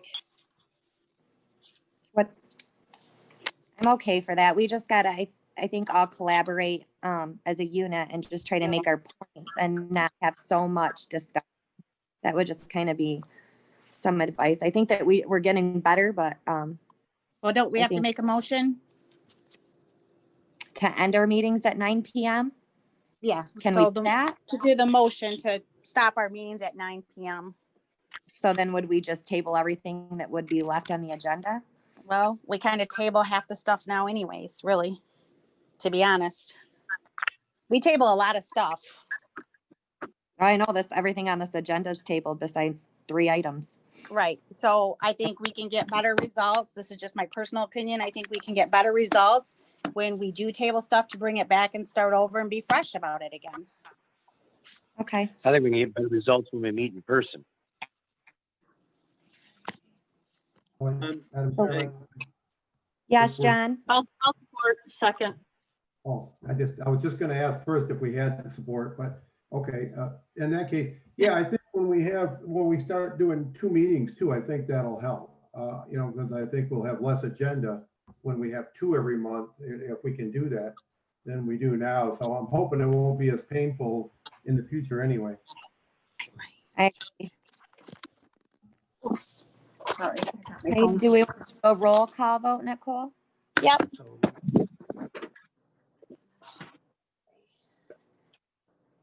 Chris, Yes. Eric, The Eric? motion was, yes, the motion was to cut off the and our meetings at meetings 9 at o'clock. 9 PM. Yep. Well, does that include this meeting too? Because we're cutting it close now. Well, no, it won't be effective until the next meeting. Okay, all right, I guess Turn just that gotta ask down. these questions, We live in a day of, we live in a day of subsidiary semantics, you know what I'm saying? Okay, Eric, Okay. yes or no? The answer is yes, Okay. Ralph, yes. Julie, Yes. John, Yes. oh, yes, Rachel. Yes. Okay. 7-0. Motion passed. Okay, moving on to a snow blower, purchase of a snow blower for maintenance. I've talked to Thomas a couple times.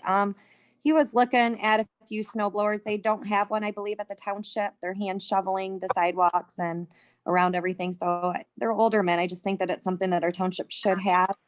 I'd like to make the motion to give the maintenance up to $600 to purchase the snow blower for the township. Yeah, I'll support that. Not to exceed 600, that's your motion? Yes.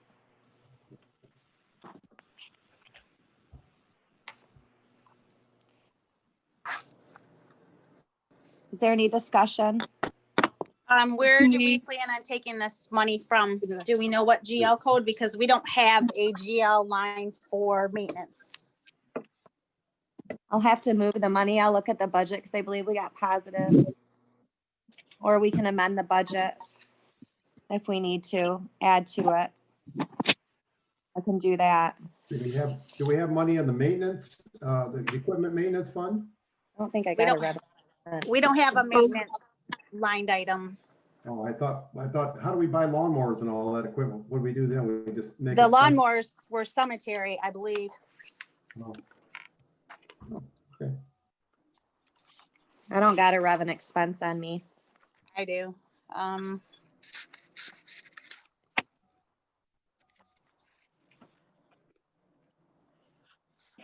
Maybe Township Hall maintenance, Kevin mentioned.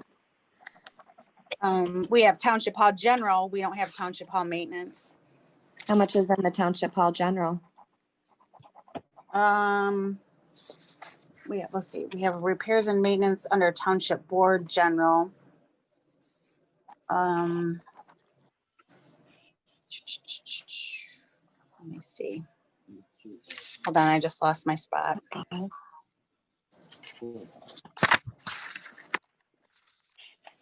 Okay. Township Board General, we have a repairs and maintenance with $1,000 in it.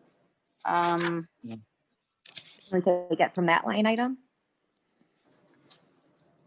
Possibly.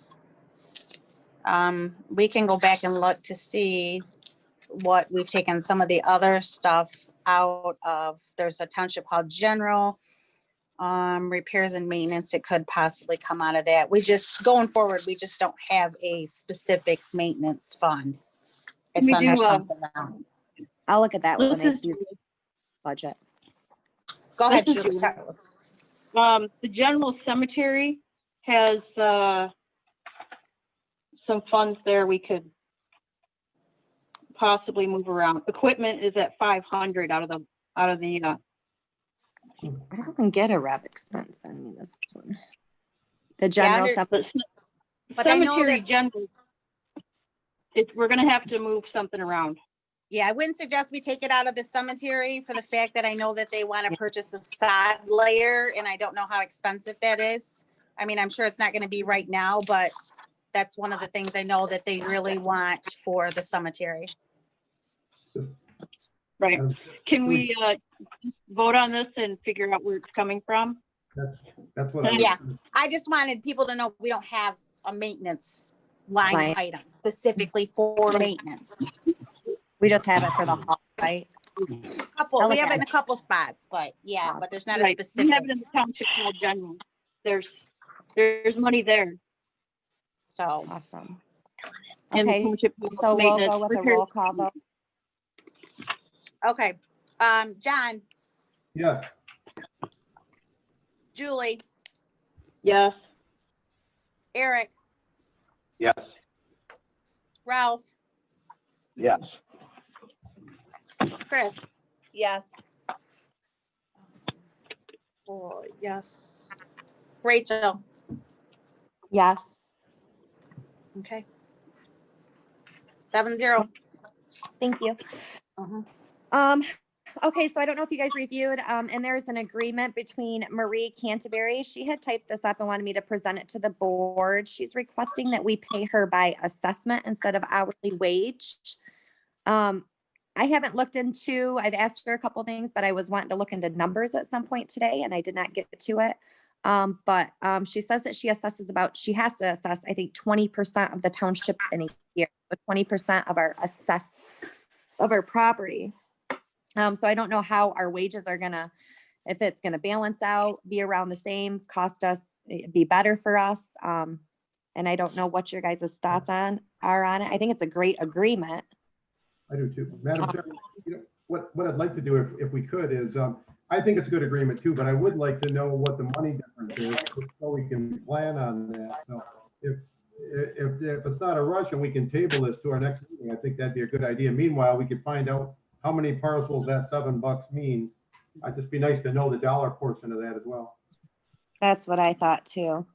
I'll make the motion to table Marie Canterbury agreement until the January, that 22nd meeting? Sorry, January 19th meeting. I'll support. Yeah, and that'll give us time to just figure out what that difference. I still think it's a good agreement, and I spoke with her about that. That's what she's doing at the other municipalities she's working at, but I'd just be nice to know what we're talking dollar-wise, so. Yeah. So roughly, just so you know, I mean, we'll research it, but I think roughly there's 2,975 properties, I think she said, at Oh. $7 a parcel. So that's roughly almost 21,000. Okay. Those are just This is- rough figures. This that month. Excuse me, this is Julie, may I speak? Yes, Miss Julie. Okay, in the agreement, I'd like that to be a little more clear, whether that's per parcel that she actually works on or all of the parcels in the township. Do you understand what I'm saying? Yeah, that's what I had asked her for clarification too on, and Oh. that's when she told me that she has to do 20% because I didn't understand if that's every single parcel. So, or if it was just the 20% that she said she had to do. So I'll see Right. if we, Right, so 'cause that becomes a big difference in cost. That's a good advice. And just, I think that the 20% she has to do is just until she completes the whole township. Isn't that because of the county? The thing the county told us that we had to assess every property. I think that's what she's working on. Once they're complete, then it's just a normal assessment. oh, okay. See what I'm saying? A couple years ago, the county said your assessments are all messed up and they did a spot check and they were. So they said, either you start checking so many a year, or we're just gonna assess them what we think they are. So she started it a year or two ago, but you gotta do the entire township. That's, I think, why she's doing the 20, because that's the minimum they acceptable to keep them from coming back and talking to us. Well, that makes sense. So then after she gets the township complete, it would probably even be but she did Yeah, state she would be at the township still on Mondays and Wednesdays and be available for questions and things to the public, which is awesome too. So will that be in addition to what we're gonna pay for the $7 per parcel and then still the salary on top of that? No, she explained not at all. It's only going to Okay. be whatever parcel she does. So I thought that was a pretty good perk too, as well. Right. Maybe we could see how other municipalities do it too, to see, what they charge per parcel or how they do it. Right, I agree. So we got a motion on the table to get some more information and questions answered from Marie until 1/19/2021. Jen supported. Can we do a roll call? Is there any more discussion? I think. No, I supported. Oh, sorry, Nicole. That's okay. Can we do a roll call, please? Yep. John, Yes. Julie, Yes, Eric, Yes. Chris, Yes. Ralph, Yeah. Nicole, yes, Rachel. Yes. Okay, motion passed 7-0. Okay, approval of quarterly scheduled planning commission. So, I believe it was Mike that had come to me and asked me if instead of having a planning commission meeting on every single month, if we could plan them quarterly. He stated that, he would be willing to come in and do them as needed as well. But if we could just plan them for January, April, July, and October. But if he did have something come up and we needed him in February or March, he would make himself available. So I would like to make a motion that we do quarterly scheduled planning commission meetings. I'll support that. And mainly because I think that's a good idea. In the past, sometimes, with our green triangle there, it's called the Planning Commission. But in the past, there was times when we had meetings and there was nothing going on. I mean, literally nothing. So I think those four and then as needed is a great idea. Is there any discussion? I have a question. Yes. This is Julie. Hi. How are they compensated per meeting Yes. Yep. rather than monthly? Is that correct? Yeah, I believe they only get per meeting. Yeah, just per meeting. Okay. Great question, though. Any other discussion? Okay, we can go with a roll call vote, please. Ralph, Yes. Eric, Yes. Chris, Yes. Julie, Yes. John, Yes. cool, yes. Rachel, Yes. 7-0. Okay. Communication with township attorney. This was put on the agenda. Attorney Gildner had recommended it. Just so that if it's, I think normally in the past, it's been the supervisor and the clerk that communicate normally. And it's not to say that no trustees or anyone else can't reach out to the attorney. It's just to kind of try to shed some of the cost as, Nicole might know something or I might know something. I've already talked to him about it. And, if there's kind of like a channel there, and then if we don't know, or you guys just call us and let us know you're going through the attorney. He just kind of recommended so that all 7 of us weren't calling him with the same question, that we kind of had some type of plan in place. I would just like to make that motion that Nicole and I speak directly with the attorney, and then that the trustees are more than welcome to speak with the attorney after they talk with Nicole and I. Unless it's a private discussion. Madam Chairman, if Yes, you would just, I would just recommend you adopt this document that he said, and it includes it in there that, if you want to talk to the attorney, you speak with the supervisor first and get approval. It'll be all in there if you just adopt it. Oh, that's a great idea. Thank you, John. So I'll resend that motion. And I'll make the motion to adopt Attorney Gildner's document.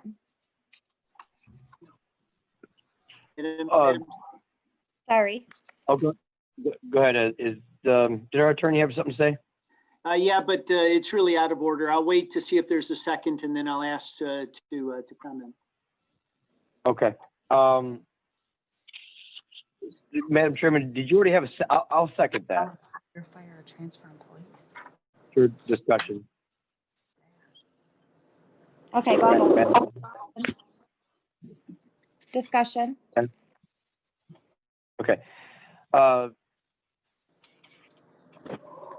Sorry. Okay. All right. So, just really quick. I mean, I completely understand the reasoning behind this. Our attorney, all he has to sell is time. So, his time is valuable. I understand that, and we need to respect that and be fiscally responsible as trustees with that. So I really do kind of agree with the whole premise. But there are times when the trustees do need to have access to the attorney. And I don't have an issue with going to talk to the supervisor and getting, or the clerk, and getting approval for that. But I guess my next question is, how does that approval come, and in what form? Is that just verbal only? I wouldn't say it so much as approval, as much as I'd like to hear just informing us that you're giving them a call. I don't want to necessarily say you guys need our approval, but you might come to us and say, hey, I want to talk to Gildner about whatnot. And I can say, oh, I already talked to him. This is what he told me. And that might have answered your question. So you wouldn't have had to, or Nicole, same vice versa. But kind of letting us going to contact the attorney. That was my thought process on it, because I don't want anyone to feel like they can't call the attorney on this board. We all need some type of legal advice. Is this the wrong agreement? That's true. Okay. All right. I'm okay with that then. I mean, as long as that's the case. Okay. Yeah. No, I'm fine with that. As long as there's, if I could. Attorney Gildner, did you have something to say? Yes, please. Just to be clear, all I asked is that there be some clarification from the board as to who could contact me. I don't care. I think I was asked what most of my communities do, and I answered most of my communities have the supervisor and clerk as the primary points of contact, but every community is different. The only purpose in my asking that this be put before the board is so that the board and myself understands who can contact me. So I have no preference. I have some communities where everyone from the planning commission to the ZBA to the board can contact me. Others, it's only through the supervisor. Some are through the clerk. I have no preference. I just want to be clear as I'm talking to people that everybody understands what the situation is. It's important for me so that, and also for you, that you know that I'm not speaking and giving advice to one or some collection of board members. But because I work for the entire board, everybody knows who's contacting me. And if so, everyone's going to know what I was asked and what my answer was. Madam Chairman, if I may, if someone else has a comment, I'll gladly postpone. But if I may, Madam Chairman. Yes. Yes, sir. I mean, I'm you know, I'm okay with it. I'm okay with limit. I mean, like on the 1%. Okay. What was that? Hello. Yep, there's I'm some, sorry. yeah, there's some background noise we're hearing. Okay. All right. So, but I definitely, as long as we can, yeah, either go through the supervisor or the clerk, I think that works for me. I could see that working for everybody too. Like, you know, even if you know, some of us had you know, no matter what, no matter what information or what issue we have, I definitely want access to be able to talk to the attorney, but I would definitely want to only use that sparingly, you know, so it doesn't run up a cost. Okay. So I will make the motion to pass this document. Are you rescinding the last motion? Yeah, I already rescinded that one and made the motion to adopt this one, and I believe Eric supported me on it. Okay, well, I just, because you said I will make the motion, so I just want to make sure you're not making another one. Sorry. Okay, so this is page 1 and 2 in our packet that we're talking about, the policy regarding legal representation for municipal clients. Yeah, and I was reading on the bottom of 3 is where I think we might have to. It says in most cases, the municipal client will have established an approved protocol for seeking legal advice. For example, though, it says in here, it is customary for a township to request to be channeled through the supervisor of matters which come from police, zoning, and our code enforcement officials. Likewise, customary for such requests to be channeled through the mayor, village president, and exceptions typical made for law enforcement specialized questions from the clerk or treasurer. We will follow whatever protocol particular municipal client has established. So we could adopt this document from our attorney. I can amend my motion to state that board members would need to inform the clerk or the supervisor when contacting the attorney.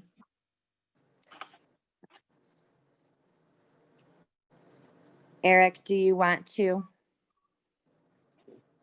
support that amendment?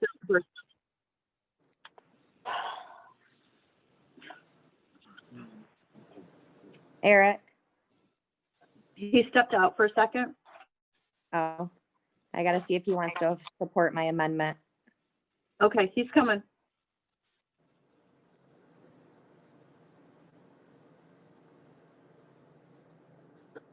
It was board members, accept the document, board members. And then I amended it for board members to inform the supervisor or clerk when contacting the attorney. Amended. Eric, do you want to Okay, so support that? amended to board members contact the clerk or the supervisor when contacting the attorney. Correct. Yeah, that's fine. Okay, so we'll do a motion call on the amendment. Or sorry, roll call on the amendment. I'm sorry about that, Nicole. I'm getting That's all tired. Okay, so we're gonna do the roll call on the amendment. Yep, which is the board members should contact the clerk or the supervisor prior to contacting the attorney. Okay. All right, okay. Julie, Yes. John, Yes. Eric, Yes. Ralph, Yes. Chris, Yes. Nicole, yes, Rachel. Yes. Okay. Now 7-0. we'll do a roll call vote on adopting the excuse me, the motion on adopting the document. Sorry. Okay, that's okay. John, Yes. Julie, Yes. Chris, Yes. Eric, Yes. Ralph, Nicole, yes, Rachel. Yes. Okay, 7-0. Deal. Okay, now we're down to updated background checks on all employees and deputies through iChat. I put some information in your guys' packet on page 10.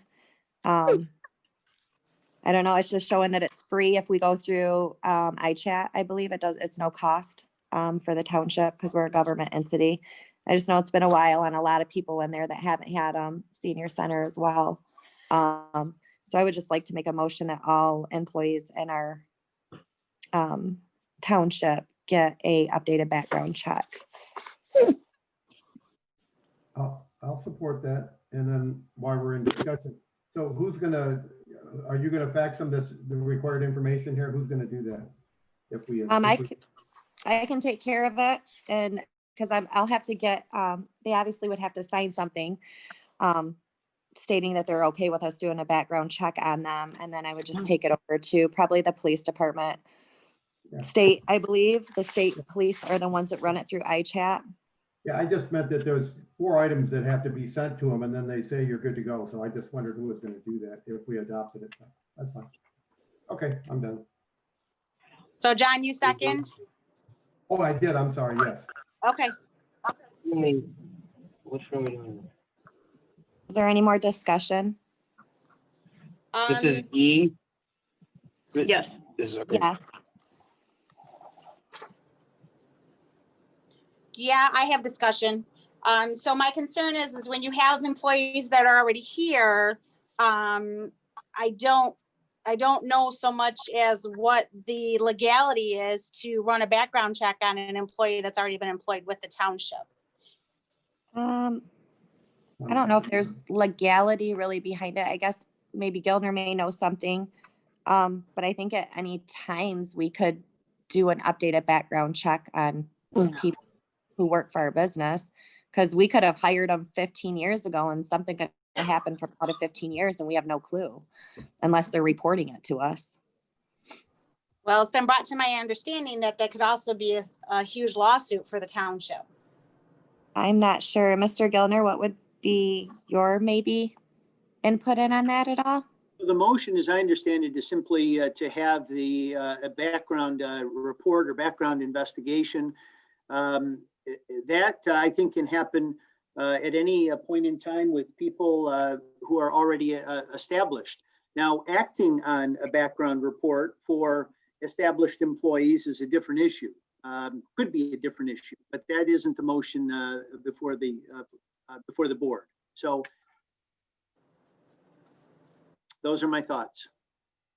So if I can talk, Rachel, my concern would be if we already have somebody, I'm just going to throw this out there because this was brought up prior. I believe this is a personal attack on an employee that is employed by the township. And so if we're going to do updated background checks on everybody that's employed by the township, then I think we should also do some random drug testing because that is in our handbook. So if we're going to do one, we might as well do the other one. I agree. So, but my concern is the legality going forward. There's been several discussions about this already. And I think that it puts the township in a huge, because what's going to be the protocol if something comes back? And who's going to determine if it's not if someone should be here or not be here, or somebody that's been employed here for a while? I mean, what's gonna be the repercussions from there? Can I get in there, jump in there real quick, Madam Chairman? Yes, please, Jack. You know, and then to that concern, in related to what Mr. Gilner said, that would have to be brought before the board and says, hey, we want to do this. And, you know, I couldn't see that, you know, you'd have to vote that through if somebody wanted to pursue that issue. That couldn't be done by an individual. That would have to be done by the board. And I think the board would have to think that through and caution with the advice of our attorney. So I think it's kind of a moot point today, because we don't have that issue. You know, or the issue would have to be decided by the board. So just something to think about.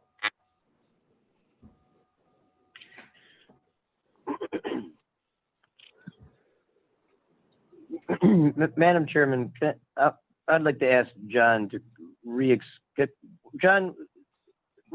that to one more time. What was your thoughts on that? Well, I'm just saying, okay, let's say we run a background check on everybody, and I'm just gonna throw my maintenance guy under the bus. So he comes back and he's got some felonies and stuff. At that point, we gotta decide, do we wanna fire him, or do we wanna think about it, or he's a good worker? So we would have to bring it back to this board and say, what do you wanna do? And we would go into closed session, we'd say, okay, we wanna do this. So you're all gonna vote on anything that comes out of those tests that you were found negative, no matter who it is. I mean, no matter any of us. So that's my point. So it's kind of what's on the board now is, do you think this is a good plan? It's a free plan. Should we check everybody? Yes or no? And then, and to Mr. Gilner's point, if our attorney said, well, that's a really dumb idea, I wouldn't do that. Well, we're probably going to listen to it, is my point. So that's why I said it getting overly wound at this point but I think it's a good idea though. I think you got people that have access to all our buildings and everything. Should we run background checks? I mean, probably. Yeah, so that's where I'm at, Eric. Okay, all right. I mean, for sake of discussion, I can see John's point. I can see what John's saying. You know, obviously, you know, like even, you know, during my own term, you know, I had, not really a charge, but it was a pending charge, but I never got charged. So, but the point is, I get that, but yeah, and John's right. We would have to act on that as a board, and we would go into closed session, obviously, if this is about a personnel, you know, issue. So yeah, but so Madam Supervisor, so what are your thoughts that we should simply have a policy that even new hirees, or like every 4-year term, we do a background check on everybody when a new board is elected? How does that procedure go? Well, the motion on the table is just to do a background check. I would like to in the future look into our handbook, and yeah, every time that maybe every 4 years when a new board's elected, that an updated background check is done. I'd like to make some amendments to the policy. There is not a lot in the policy book that expresses a lot on background checks, but I do think it's something that should be done upon hire. We have a lot of, I mean, there's a lot going on in there. Okay, but again, to the other points that have been brought up by some of the other trustees, that is when we hire someone new. I guess the question is now, do we go back and do a background check on everybody that's currently employed or has been employed at this township? And then the question is, if something new is found that it was not disclosed to us, or so forth, do we have to have a whole nother discussion for where we go from there? Well, this is something I bring into the board's attention. There's a lot of them in there that's never had background checks done on them. We're not conducting as a business. I mean, I work in a business. We have to get background checks. If I don't report something to my business, I'm automatically terminated if they find out, and they run them on us randomly. My just motion to the board is that we do an updated background check on all employees and deputies within our building. And then our board knows where we are at. We know what's going on. And I think that that's important. And that's my Okay. basis on it. And I would like to amend the policy in the future to state upon every new hire that a background check is done. It should be in the board, yeah, or in the policy. Elaborated on a Okay, little more. may I ask, Madam Chairman, when a background check is done on an employee at the township, what then, who does that information go to, and who gets to view that information, I guess, is the next question. If it should only go to our board and that's it. We are the board. Will I that be believe the board the ones in who are our, aware of information. will that be in our mailbox in a sealed envelope marked confidential? Is that how this will be? We could do that, or just go into a closed session and let Attorney Gildner handle that if there's an issue that we may need to. Okay, but how will we know that there's an issue if we don't see the information? Who sees the information is what I'm getting at. Well, we can just plan a closed session for the next board meeting for review employee background checks. There may not even be an issue with none of them. Okay. May I suggest this? We could elaborate from there. Okay, I'll make a suggestion. If the background checks come back, should we have the background checks all go to our attorney, and he reviews them, and if he thinks there's something we should be aware of or it should be brought to our attention, and of course that is just he is just our attorney. He has an attorney-client privilege. He's not going to give out that information. I think that's a great. Yeah, I think it's a great idea. I like it. do Madam too. Supervisor, if I can speak. Yes, please. I don't like this suggestion at all, only because it gives me more power than I ever want to have. It makes me the gatekeeper in deciding what is worthy or what isn't, and that isn't. I mean, I'll do it if that's the board's action, but it isn't something that I would welcome. The motion, Rachel, as I heard you say it, was the background check would consist of an iChat report. Correct. Is that right? Correct. Yeah. So an iChat is something that I have accessed, and all it is it's something through the state of Michigan, and you get a snapshot. It is a criminal history or a lien report that is a snapshot in time. So as of the date you run it, that's the report that you get. It's otherwise fairly accessible. I think really anybody can access it. There are some conditions you have to verify what it is, the reasons why you're accessing it. But it isn't some sort of you're not going to send out police officers to interview ex-spouses, things like that.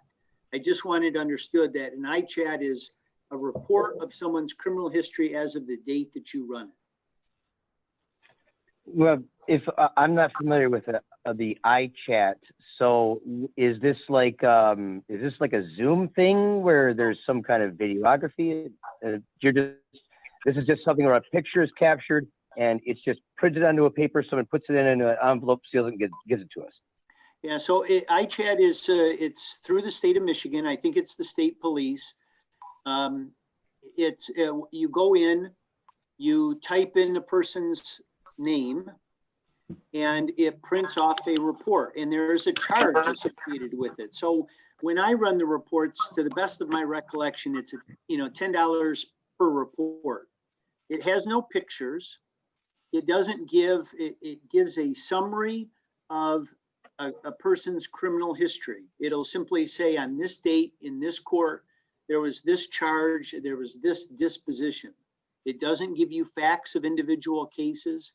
It gives you really no details other than the date, the offense, and where the offense took place, and the disposition of it.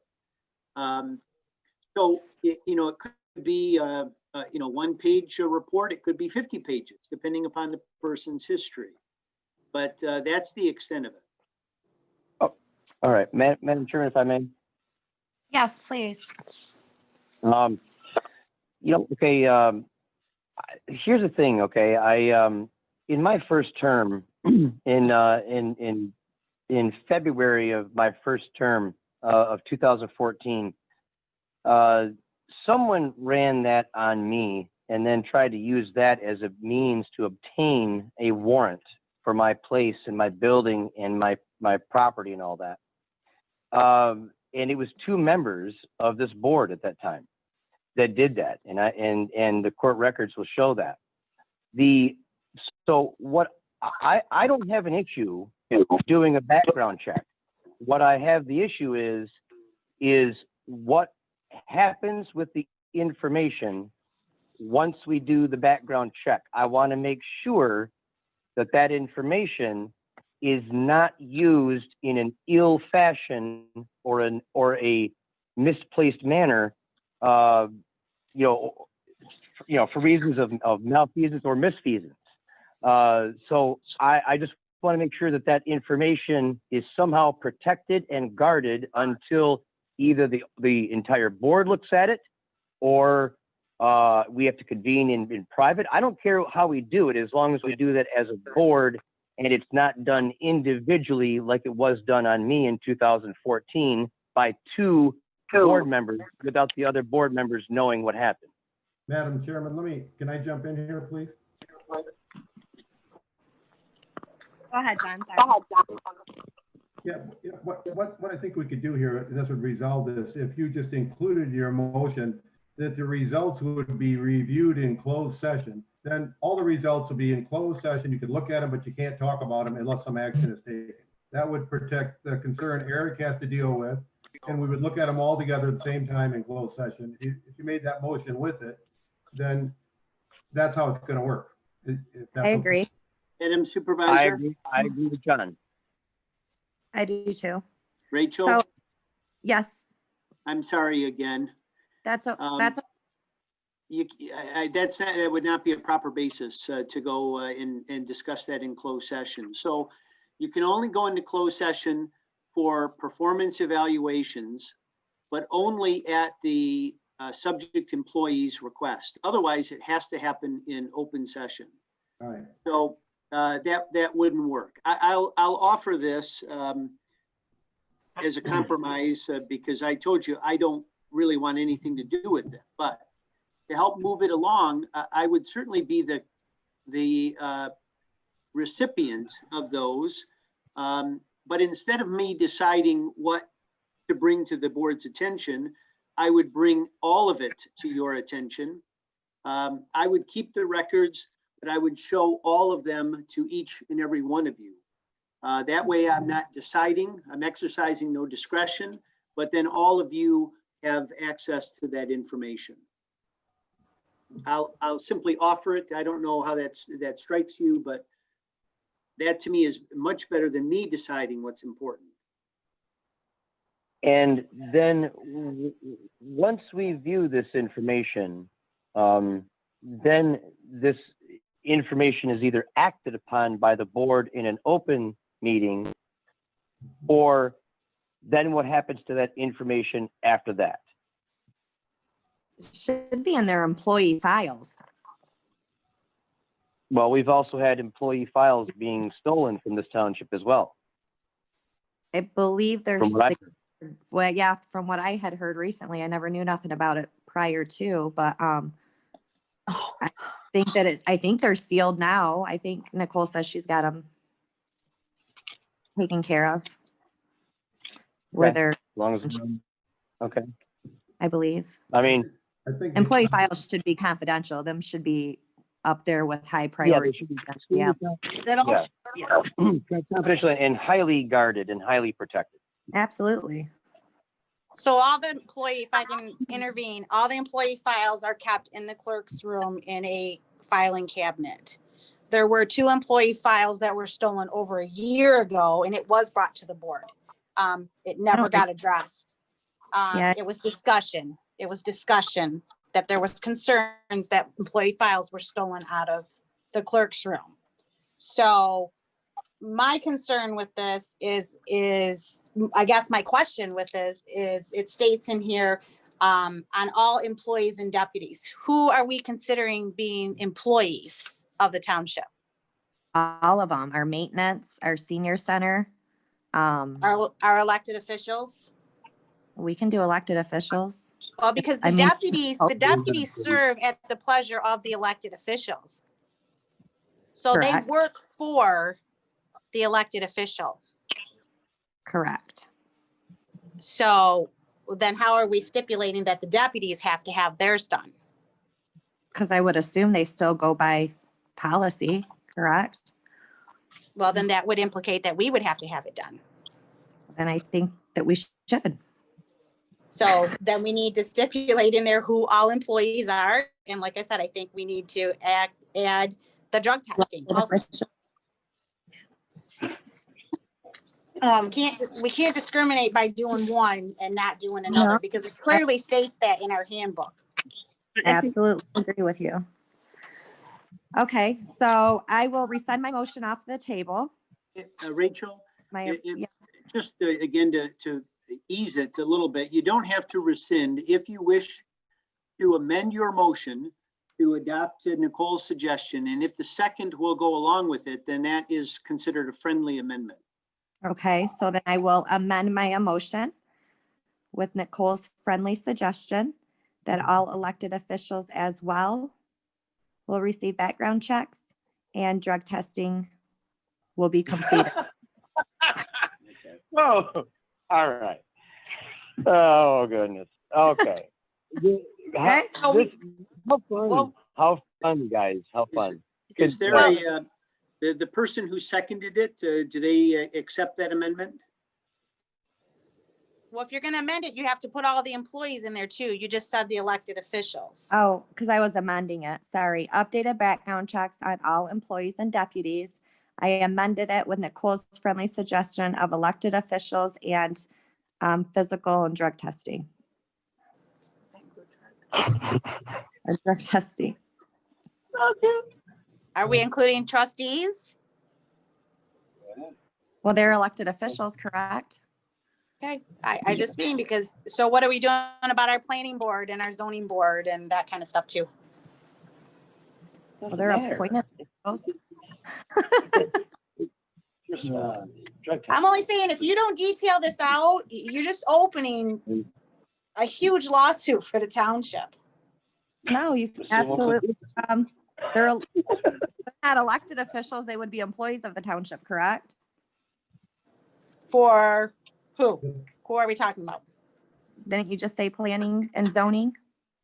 Yes, so we have planning, we have zoning, we have our trustees, we have our clerk, treasurer, supervisor, all of the employees, including senior center. I would say anybody that receives a township check. John, something? And we have to have volunteers on there also, because we have volunteers in the building also. Oh, she's a deputy. Go ahead, John. It just seems like it could be simpler if we just say all employees and elected officials. Doesn't that get everyone? What I I thought. mean, who doesn't get? If you're an employee, I mean, aren't the board members employees, even the zoning board, everybody, aren't they employees? Would all be employees. So if you get employees and elected officials, I think that gets everyone, doesn't it? Or does it? Yes. It should. So is that anybody who receives a paycheck from the township? I would, unless Mr. Gilner has a better suggestion to word it, but I don't. No, I think it needs to be, I think it needs to be clear, and it's up to you to decide it.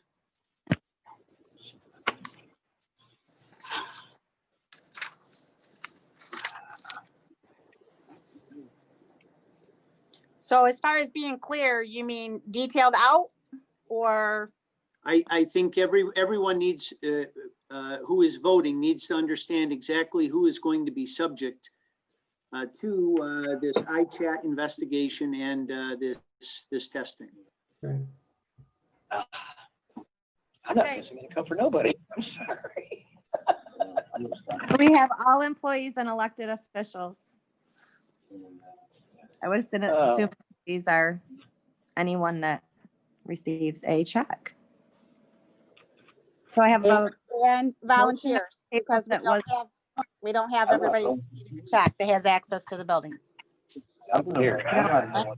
Excuse me. There's again background noise. Okay, so far I have all employees and elected officials. Anyone who receives a check? Yeah, I got a question real quick. It's And like, wait a minute, Ralph, wait a minute. So, okay, so Rachel, amend your motion again. So I amended my motion, right? This is only the second time that I had Third. amended. What else are you trying to amend in it? Well, the first time we amended it, and first when we brought it to the board for a motion, and then we, from there, amended it, and we said we were gonna do that and then go into closed session, and then Attorney Gildner gave suggestion. So then he said it's the third time to make it a friendly motion, which you started to put up, down background checks, all elected officials. And then we got I into thought I amended it once with your, I only amended it once with your friendly amendment, which included elected officials and drug screening. Okay, I don't think the elected officials are subject to this no matter what. Okay, I got so a go ahead. question. Go, I got a go for question. your amendment. So Can I? my amendment was your friendly amendment of elected officials and drug testing. So my entire motion on the table would be updated background checks on all employees, deputies, elected officials, and physical drug screening. I got a question. So we will take a roll call vote to pass the amendment. I got a which question. elected It's officials my and drug question. testing. What was that? I have a question. Go I have ahead, a question. mister. I'm like, okay, Yes, so we do all this drug testing on everybody. And so then what do we do with that after it's done? I mean, do people get fired? Do people resign? I mean, it's like, I just want to know. Well, we'll review the policy book and see where we're at. I mean, As a board. the problem is none of this is done and it should have been done. This should always be done. It's in the policy to be done. So that's the problem we're all at right now. So, None of it gets done. so somewhere along the line, there's got to be some sort of penalty. Well, let's hope no penalty. I don't want no penalty. Well, I I fail think to we're all see be good. what the I mean, point I'm is. confident. I mean, we do things to penalize people or reprimand them. We shouldn't have to. I'd hope not. Well, I don't think. So we have any more discussion on the amendment? Elected officials and physical and drug screening. Okay, and how are we Can gonna we handle that part? We know we're gonna do the iChat for Don't forget the background check, but how are we gonna handle the drug test? We'll have to call a clinic. I'll contact the So- clinic.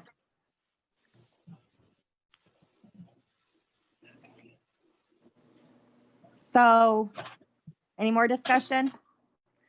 So we'll do a roll call vote on the amendment, which is to include elected officials and physical drug screening.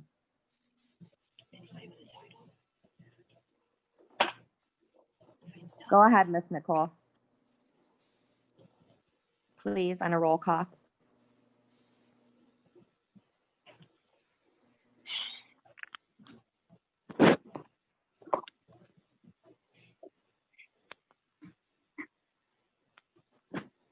Hello.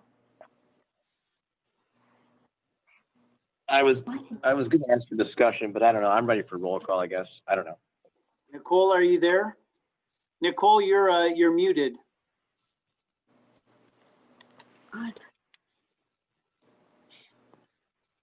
we muted? No. Nicole we're on the is. phone.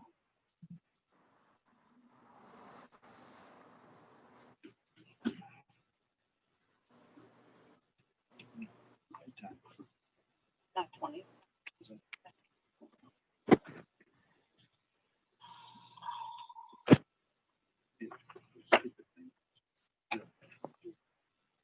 Is she back yet, Nicole? She is still muted. God. Okay, can you hear me? Yeah, now we can. Will you Okay, please I start dropped my a roll phone. It call? must have hit mute. So, okay, so what I have is that all employees and elected officials are going to be subject to an iChat physical, what is that called? iChat background check and a physical drug screen. And it's, are we putting in there anyone who receives a check, or we're not putting that in there? What about the two was That would be their employees if they receive a check, I would assume. Okay, well, you said it before, so I'm trying to get the full motion because I think that this is important. So, No. Okay, so right now we're gonna do a roll call vote on the amendment, elected officials, physicals, and drug screening. okay, elected officials, physical and drug screen. Uh-huh, So, and we're doing the background check. yes. Excuse me, Yeah. Madam We gotta get Supervisor. this down. Yes, Attorney Gildner? All right, let me see if I can clean it up. Okay, Do you accept, you are the maker of the motion. Do you accept Nicole's suggestion that the motion include employees, deputies, elected officials, and anyone who accepts a check from the township to be subjected to an iChat criminal history and a physical drug screen? Do you accept that, those changes? Yes. All right. oh, we have to add volunteers to that also because we have volunteers in the building that do not take a check, no matter who it is. Rachel, do you accept the volunteers with that as well? Yes. All right, so we don't need to vote on the amendment if you accept it and if the person who seconded the motion also accepts it. So whoever seconded it, if they agree with those changes, it becomes the motion and then you simply need to vote on the motion. Okay, John, do you agree with my changes? I don't think I supported it, did I? I had you down for supporting it. Yep, I had you down for support. Oh, okay. Yes, All right, so we're not voting on any amendment because that is the motion that was made. And so Okay. you are simply voting on that motion. Okay. Roll call vote, please. Okay, You want to Julie. read it one more time? Never mind, go ahead. do you want me to read it one more time or are you guys ready to vote? Let's just vote. Okay, Julie, No. Ralph, No. Eric, No. John, yes. Chris, No. Nicole, no, Rachel. Yes. Motion failed 5-2. 5-2. Okay, we tried. Okay, so appointment of members. So to the ZBA, I would just like to make a motion to reappoint John Congdon from the Board of Trustees. Can I get support, Madam Chairman, may I Yes. please? please? It's getting late. It's like 9:30. We voted to end the meetings at 9 in the future. We're also going to meet in person next meeting, which is much more appropriate for board appointments. I'd like to make the motion to table this till the next meeting. We do have a planning commission, just a heads up for all of you that is supposed to be at the end of this month that you had at the last meeting recommended someone to go back to, and they were going to be brought to the February meeting. So we will not have a planning board for that, or won't have all the members of a planning board for that. Well, Is that gonna be okay? I think we will, and I think they go to the end of January, but I think we will, and I think there's a, and I think we go to the end of January, I think anyway, and I don't see that to be a problem. We're gonna have a meeting at the end of this month too, right? The 19th. Yeah, the 19th. So I think we can just as easily do it then. Okay.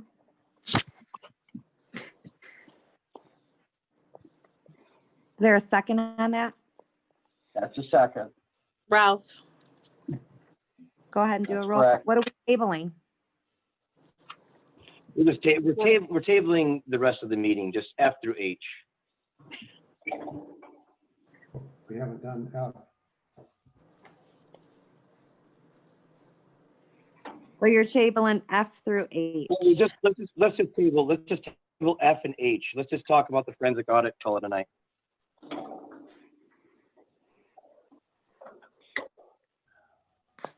I amended my motion to table F and H. Do you second that, Ralph? I'm gonna second it. Roll call vote, please. Eric, Yes. Julie, Yes. Ralph, Yes. John, No, Chris, Yes. Nicole, yes, Rachel. No. Okay, Motion passed 5-2. Motion failed. Sorry, motion failed. It passed. Passed. We're It passed. tabling. Oh, sorry, Motion- sorry, Happening. You confused me. sorry. Okay, so forensic I'm audit, tired. is there any updates on where you guys want to go with this or cost of this, or have we got any more information on this? Are we Julie gonna- or Are we gonna Nicole? make a motion about this before we discuss it? No, If just one of discuss. you guys want, I just put it on the agenda. Do you For guys want to? discussion? I make a motion that we have a forensic audit done. I'll second it. do we have a? Was that cost? Ralph? Was that you, Yeah. Ralph, that second? Yep, that's correct. Okay, Okay, Madam Chairman, Yes, John. so do we know how much this is gonna cost? Does anyone have a cost factor? And my second thing would be is, we're spending a large sum of money just to get our books straightened out for this current 2-year fiscal year. And then we'd like to get the new BSNA program. And then we're looking at spending money on an audit back 3 more years. To what purpose is that going to serve us? When we get done with this current audit, we're going to be balanced at that point, and then we want to spend $50,000 for a program that everyone wants to buy. And we think it's a good idea to do an audit back 3 years and what nobody knows the cost of. So, I mean, anything else you brought to me, you'd say, here's 3 estimates, and you're suggesting voting on something you have no idea is the cost of. It's hard to believe that you have it on there to vote on. Good point. Good point. Is there any other discussion? The motion just to discuss it. Do we need to bring some cost into this? Do we need to find out how much it's going to cost, how long it's going to take with our current That's accounting we firm? Yeah, because that's what we thought you guys were looking into, was to find out when it was initially put on there, was there was supposed to be more information brought back to the board. That's why I brought it back, because I thought that you guys were going to just some more details for the board, and then. Okay. Well, I'll rescind my motion if we can table it, and I will look into it some more with some numbers. That sounds great. Will you just give me a call, Julie, when you're ready to put it back on an agenda and I can add it on there? Yes. Okay. Rachel? Yes. Who's We that? do, This is Christine Taylor. Sorry, Chris. We have been in touch with Yao and Yao. The auditing firm said that once they start our new audit, that they can be more detailed on costs. We're just waiting to get back with us. Okay, that would be great. I mean, if we can just get a cost before we give them the go ahead to dig deeper. Right. Be great, because they are kind of expensive to begin with. So, and I know that we all want a lot of stuff out of this township, and I don't know. Right. We how got much. we do have a lot of lined items with negative balances. So we just want to make sure we get everything straight. Absolutely. I agree with you guys. Okay, so you rescinding your motion, Julie. Ralph, did you support that already? I'm gonna support the rescission. He Okay. supports. Okay. So So we we'll, rescinded just for discussion, right? Discussion only. Yeah. she motioned to do a forensic audit, and then she Yeah, I got rescinded. that part. Okay. Just wanted to make sure it was just discussion. Yeah. So, So we'll go into brief public comments, 3 minutes apiece. I'm sorry, I can't see anybody. I don't know if anybody would like to say anything. Rich Russell would like to ask. Hi, Mr. Russell. Hello, Madam Supervisor. I've got a few things that I've been sitting here taking notes tonight. The first one is Eric's discussion about the technology problems. And I agree with him. We've definitely got some technology problems with the Zoom. But I think we need to learn to look outside the box. I mean, let's take a look at the schools that have somehow figured a way to get tablets in the hands of all their students, colleges, high schools, junior highs, all that, so they can continue doing their education during this pandemic. And we can't find a way to get tablets in the hands of our board, 7 people. I think we're really cutting things short there. The second thing that I've got down here is the deputies' hours. Now, I may be wrong, but the MTA book, when it talks about the board has the right to vote on the wages and the hours, when the board voted not to pay the deputy, I believe you gave up your right to tell her how many hours she can donate her time. You know, you kind of cut your own throat when you said not to pay her. The next thing I had was limit the time. Julie, or Nicole, that was a great thing. Okay, we need that with this township meeting. If I can help you out a little bit with that in the future. Our union meetings used to go very long when we got into hot issues. Our union meetings were set up so that they would last a set amount of time, 2 hours. If it got close to that 2-hour limit and they saw that you were close to finishing things, rather than to carry on to the next meeting, you simply make a motion to extend the meeting for however long it takes to finish the business on hand. Okay, that's an easy thing to fix. And that, that's basically just becomes part of our township in doing that. Now, the last thing I've got here is you still have business on the table. This last stuff that you were talking about, Eric made a motion, Ralph supported it, to set aside business until next month about making appointments. Then Eric made an amendment to that motion to set aside issues, I think it was F and G, to next month. F and H. Call vote. F and H. Okay, F and H. You took a roll call vote. That was on the amendment, and then you moved on to new business. You didn't, in that amendment passed, but you didn't vote on the original motion as amended. So you still have business on the table. That's all. Those are just the few things that I've written down so far. Thank you for your time. Thank you. I wanted to speak, please. Dixie Who Smith. was that? I'm sorry. Kevin Dixie has Smith. his hand up too.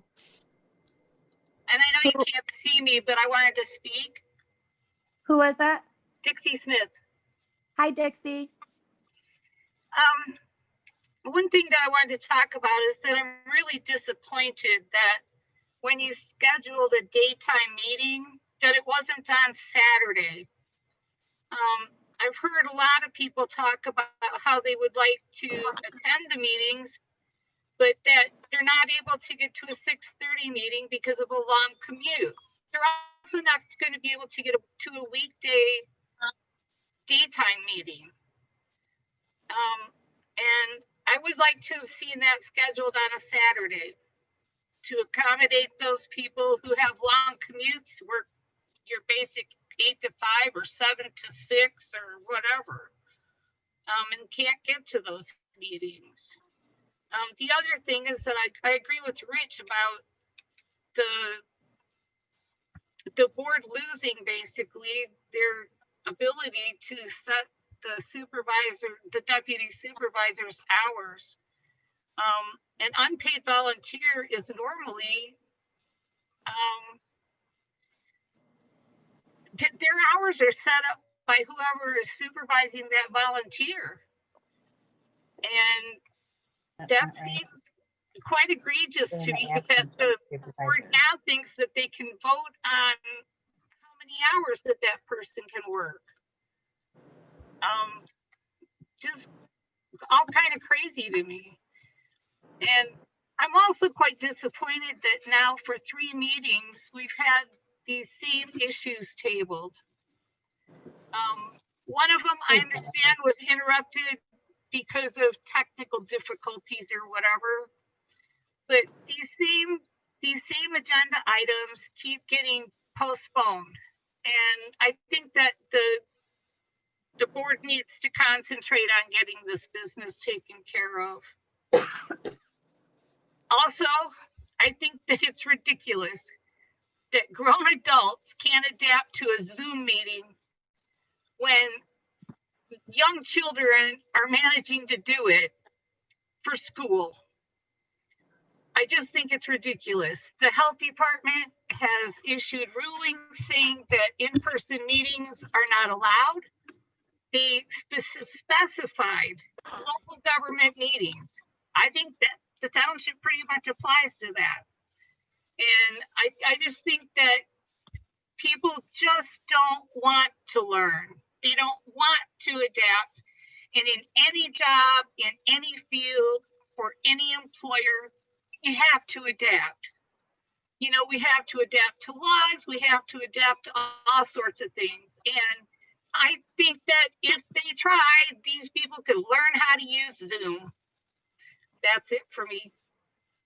Thank you, Miss Dixie.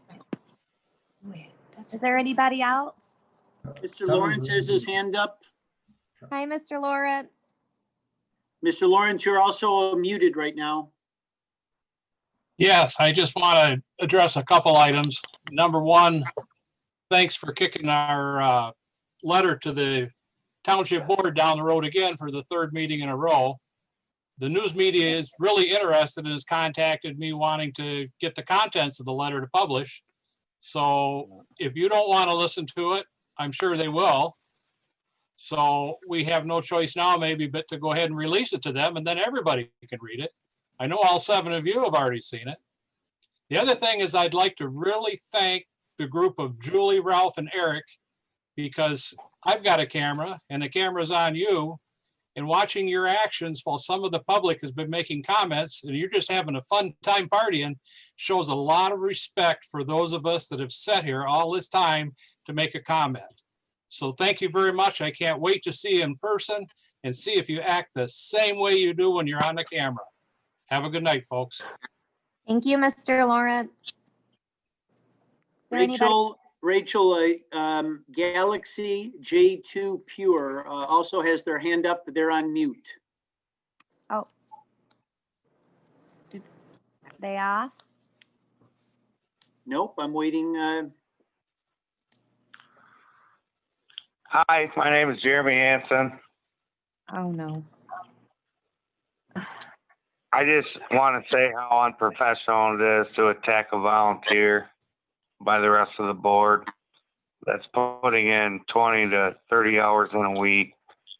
It's just very childish and very Thank you, Mr. Hanson. Is there anybody else? Pat Tack would like to speak. Hello, Pat? Yeah. Go ahead, Patrick Mr. Tack. Pat. Ms. Stanky. Okay, I sat through this whole meeting, and I'm just kind of wondering, Rachel, were you the one that got elected to be the supervisor? And if so, why was the lawyer running the meeting for so long? Number two, there is actually a statute, 41.16, you can look it up, that states that the meeting shall be held where the township has been organized or where the board agrees on. So all you people out there complaining about Zoom and you can't get on your Zoom and everybody should be afraid of a virus with a 99.98% survival rate, you know what? You want to stay home, stay home. It's your choice, but they should be up here in this building holding these meetings, because these meetings are getting out of control. And you wanted to run for the position, Rachel, you got to get them under control. Number three, let's see, that was two? Yeah. Number three, reading the MTA book, this board did not give up anything when they voted not to give her a salary except the right to give her a salary. It states right in there that they will determine, the board will determine how many hours she can work. It doesn't say she can only work these many hours if she's getting paid. She has a title. You all wanted to make sure that she has a title, and that is deputy supervisor, and it states that the board will determine the deputy supervisor's hours. Get over yourselves. Number four, this board has changed members many times, and I still hear the same voices bitching about the same shit all the time. Jesus Christ, do you people have nothing better to do than sit there and complain about every person on this board?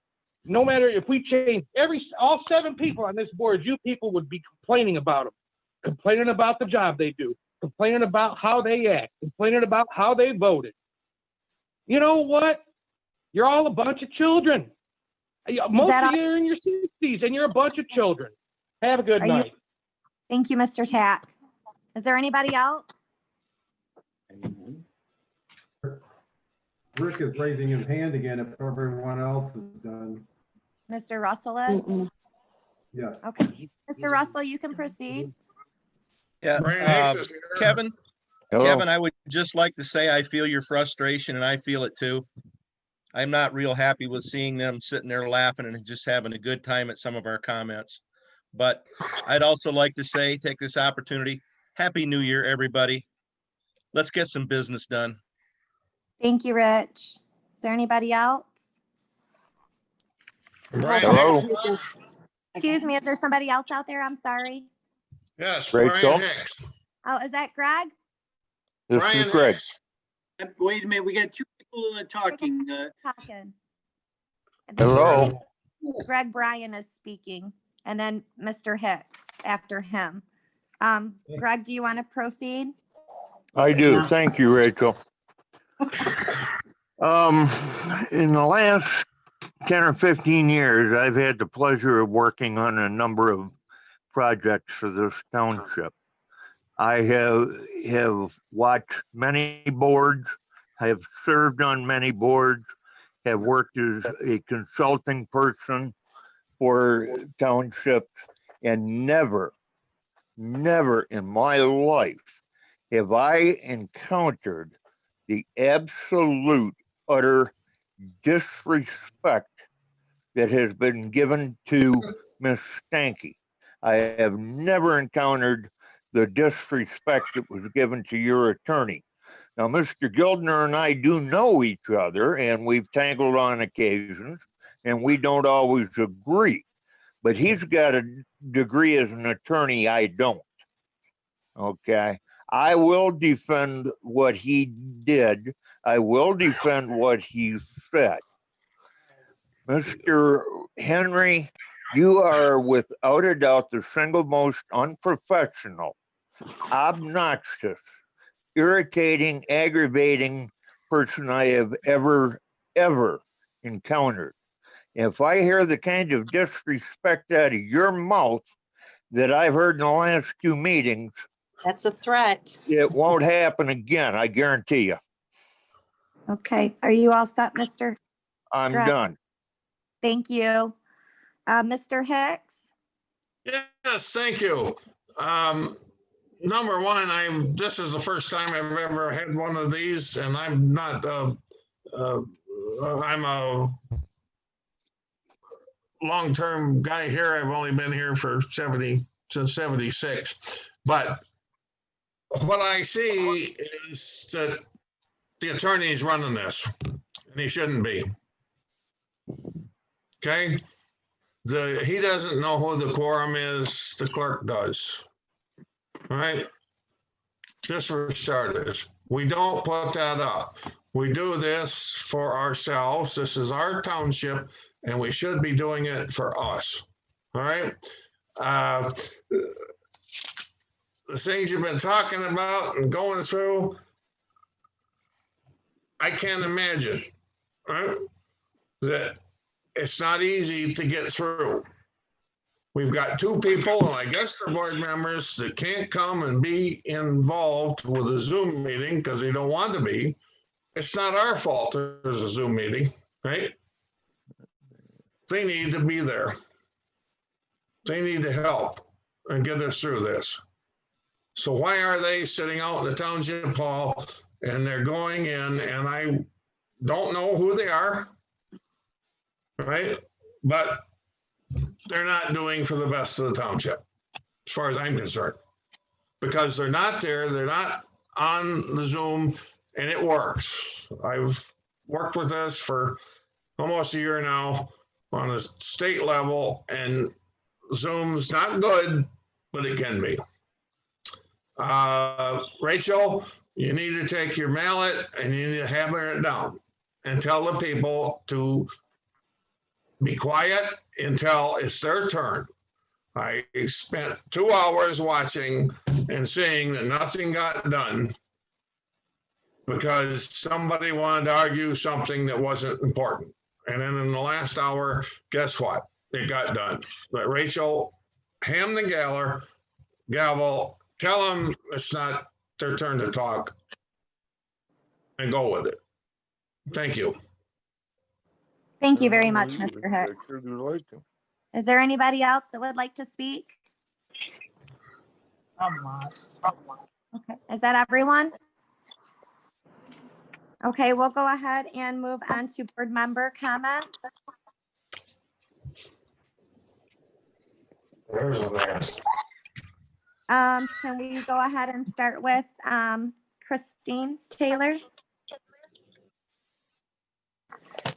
Yes, I just like to say Happy New Year to everybody and thank you for zooming in with us tonight. Thank you. Thank you, Chris. Nicole? Yeah, I would think that I'm hoping that we can kind of cut these back a little bit. I'm hoping that we can limit our agenda. I'm hoping that we're gonna lessen things that are being tabled, so we can just get things done and move on to the next thing. You know I've said before, I've read the past 6-7 years, the minutes, and so many issues get tabled. And I just don't feel like we're accomplishing a lot. So I do think that we have some things to work out. I do think that we need some huge communication inside the township and outside from the township with, more resident participation. And, I'm hoping that when everything is settled and we can go to regular meetings and get things back to normal, I'm hoping that we have a large amount of participation and new people.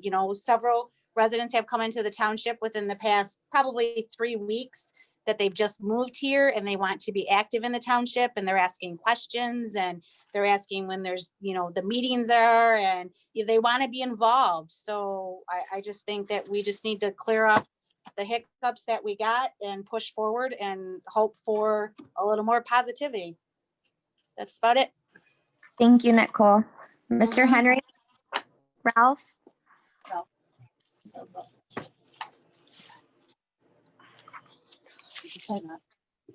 I have nothing to say. No comment. Thank you. Julie? Yes. I'd just like to say that many of you think that some of us are not trying to participate with the Zoom. I will have to say that you are incorrect, because we are trying to make it possible for all of our board members to be available, and due to whatever technical difficulties have happened, myself included, as you have witnessed. Somebody had mentioned that I had no problem getting on Zoom all summer, and then all of a sudden, well, guess what? Apparently my computer microphone is not working, so we have to call in as well. So I think before we criticize, we should have more information. I have decided to help my fellow trustees by participating here at the hall, so that there can be, my computer is available, my phone is available, and a lot of times when I'm around, I am available within the township. I've yet to have anybody reach out to me and talk to me personally about a lot of things.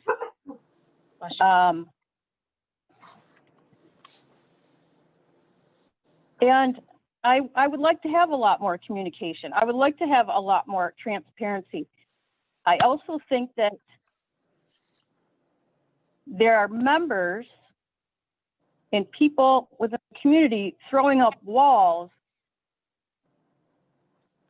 How do I say it? Impeding our ability to communicate properly and without so much emotion. Because I do believe that we can communicate and disagree respectfully. And I'm not seeing a lot of that from some people. Do I like the Zoom? Absolutely not. I do not like it at all. Because I think it lacks personability. I think it lacks, you can't see people's faces. I mean, we have many people on here, yes, but it's an injustice to be able to see them in person, to them and to us as well. And these are supposed to be where we get business done as a board. And Zoom meetings are not cutting it. We are not getting the business done. As I've heard many of you state tonight, that we should have got this done. This should go faster. We should get down this agenda. And it's not being done that way via Zoom. I would like to see the communication much better. I think we need to think about it. I would like to see us go in a positive direction, because I'm seeing a lot of procrastination and not much progress or positivity. Progress and positivity need to be upfront. I'll get off my soapbox now. Happy New Year's, and thank you for coming. Thank you, Ms. Tack. So we will go on to Eric.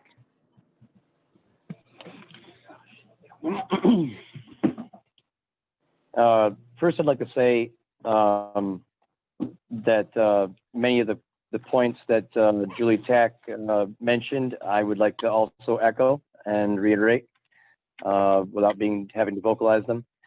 I mainly want to just let the community know that these meetings are difficult enough as it is. Getting 7 personalities to agree on things is difficult enough. Communication at this township certainly needs improving greatly, and everything around here dealing with communication is difficult enough. What I'm trying to say is that we've got a lot of complications here, and we've had a lot of complications here for many years at this township. And what we don't need is additional complications. Now, I'm fully aware that we've had a COVID-19 pandemic, and I'd like to address a couple points on that. Number one, I absolutely believe that COVID-19 is real. I absolutely think that it's serious. I think the flu is serious. I think any kind of disease is serious. I think we should take it serious. The issue that I have is that even though we take the disease seriously, I think we can all agree that we're being overly politicized over it. It's not that we think it's a hoax. It's not that we think it's not real. It's just that we can tell that it's being highly politicized. And when you tell us that the legislature, the Michigan State Legislature can convene, when you tell us that people can go to the movie theater, they can be packed into airplanes and buses and avenues and grocery stores and Walmarts and convenience stores, be packed in like sardines. This just tells me that there's an arbitrary and capricious action going on with what's deemed an essential business and what's not. I think that the work of this township is essential. I think the work of government is essential. I believe that the founding fathers believed that, and that's why they laid down rules that we're supposed to meet, take oaths, and uphold them, and meet in these chambers. Just like I pointed out earlier, if you had a boss and you were sick, your boss would understand if you were sick. But the minute you're not sick, you're supposed to go back to work. And it's just a matter of, and for those people that understand, the Zoom meeting is not a permanent thing. It was never meant to be a permanent thing, and nor should we ever look at it as being a permanent solution. It is not. The business of the township takes place up here at the township. That's where it's supposed to take place. We have a podium, and you have opportunity to come and voice your concerns. If you have concerns and you don't want to make an appearance, you can submit them in writing. You can contact us as your trustees to represent you or your issue on the next agenda. There are many other ways to do that. And I don't want to be insensitive to people that are afraid of the COVID. I understand that. Okay. My parents are afraid of the COVID. I understand that. But my parents are not elected to this office. I am. These other trustees are elected to this position. And I don't think it's a good idea at all to lead by fear. I don't think it's all a good idea to be led by fear. And I think that that leaders lead in the face of fear. Leaders lead in areas where other people won't go. And I just think that's important to remember, especially considering all that we've endured this past year in 2020. I understand that having social practices that would help mitigate the damages of a virus are a good thing to practice. But at the same time, look at us here at the township. Are we 6 feet apart? Are we wearing masks? Are we, the complications of technology are so much so that it's making everything impractical, and nothing in 2020 is making sense. So with that, it's just time to get back to business. Thank you. Have a good night. Happy New Year.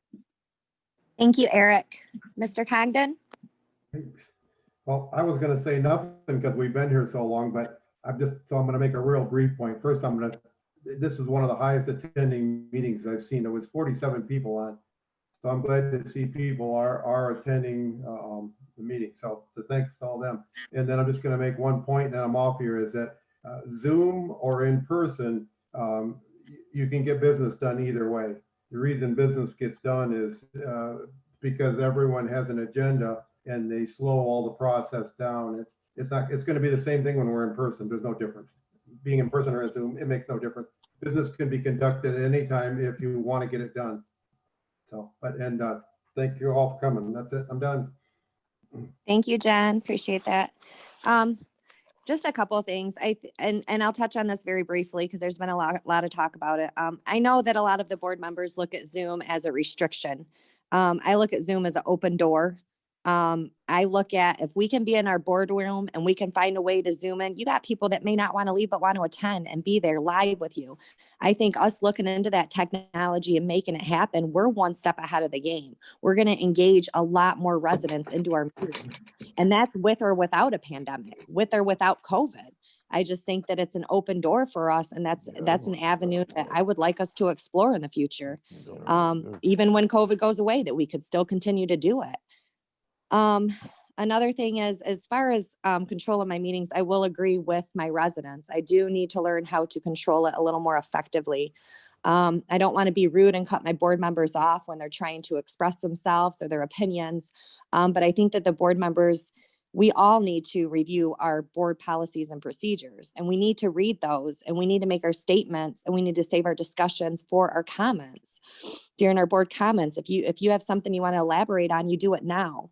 We're elaborating a lot on one agenda item continuously over and over and over again, where that agenda item is on the table for 45 minutes. And so we need to learn how to make our points, get them across, and move on. And that's just kind of a piece of advice for my board. Other than that, Happy New Year to everyone. I hope you all had a great Christmas, and I hope you sign back in with us come January, a couple weeks. And have a good night. And on that note, I will make a motion to adjourn. That's improper. You still have a motion on the board you haven't voted on. We can review that again real quick, but if I just want to get some clarification from the attorney, but I'll have to make a motion. I'll resend my motion for adjournment, but can I get some clarification from the attorney on that real quick? If he's available. Yeah, sure. So I thought Eric's motion was to take two items off the agenda, F and H, if I recall correctly. That motion passed, as I recall, and so those items have been postponed. I thought that I don't have an agenda in front of me, but if you have things other than F and H that are on the agenda that haven't been acted on, then they're still there. Yeah, nothing else was on the agenda. It was just the last two items. I think the concern was there was an amendment to that agenda, to that motion. Yeah, when but Eric Ralph made the seconded initial- Ralph seconded That's what I the wanted to amendment. clarify. Yeah. Okay, that's what I was trying to clarify, is you made the original motion, and then Ralph supported the original motion, and then Eric made an amendment to the motion, and Ralph supported the amendment to the motion, which made it in turn one motion we had to vote on. Is that correct, Attorney Gildner? Trying to, and we've experienced that a lot tonight, which is making a motion and then changing it multiple times.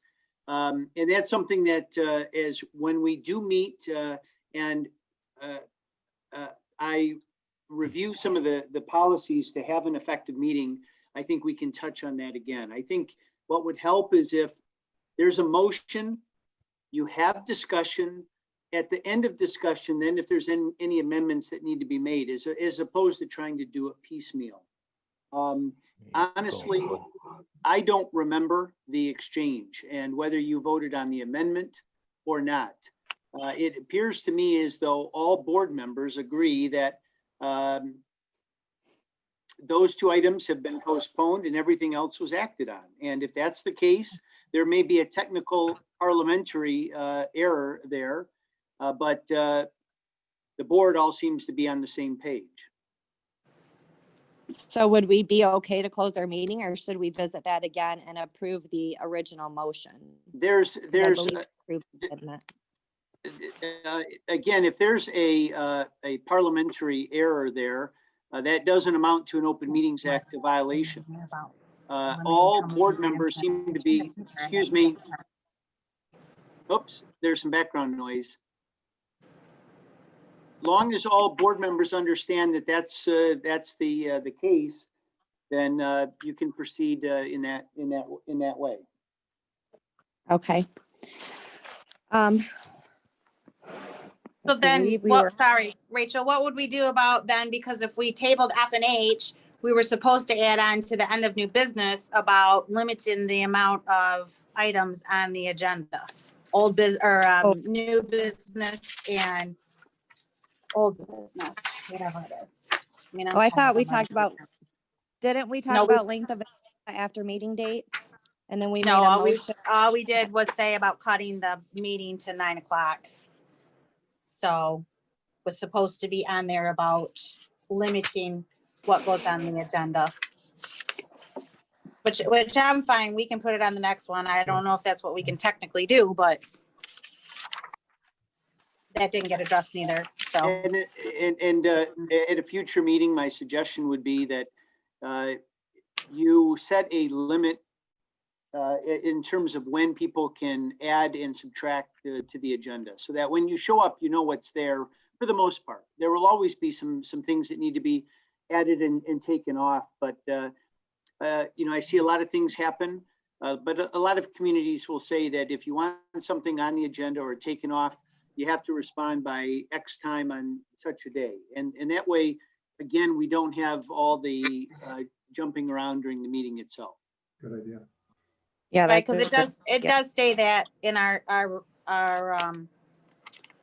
one book that everything's supposed to be in by Wednesday at 5. The agenda is supposed to be given, the agenda and board packets are due Thursday by 5 o'clock at the end of business day before the meeting on Tuesday. Okay. And that's already an established policy, and Yep, people it's just already need to be, established policy. Yep. they just need to be reminded of it. I would say, Nicole, if there is items that were added to the agenda that were not acted upon, then there needs to be a motion to either postpone those items or you act on them tonight. If it hasn't been addressed, you have to deal with it one way or another. But Okay, so what So are we doing, Rachel? I would, we'll go ahead and visit limiting what's going on the agenda.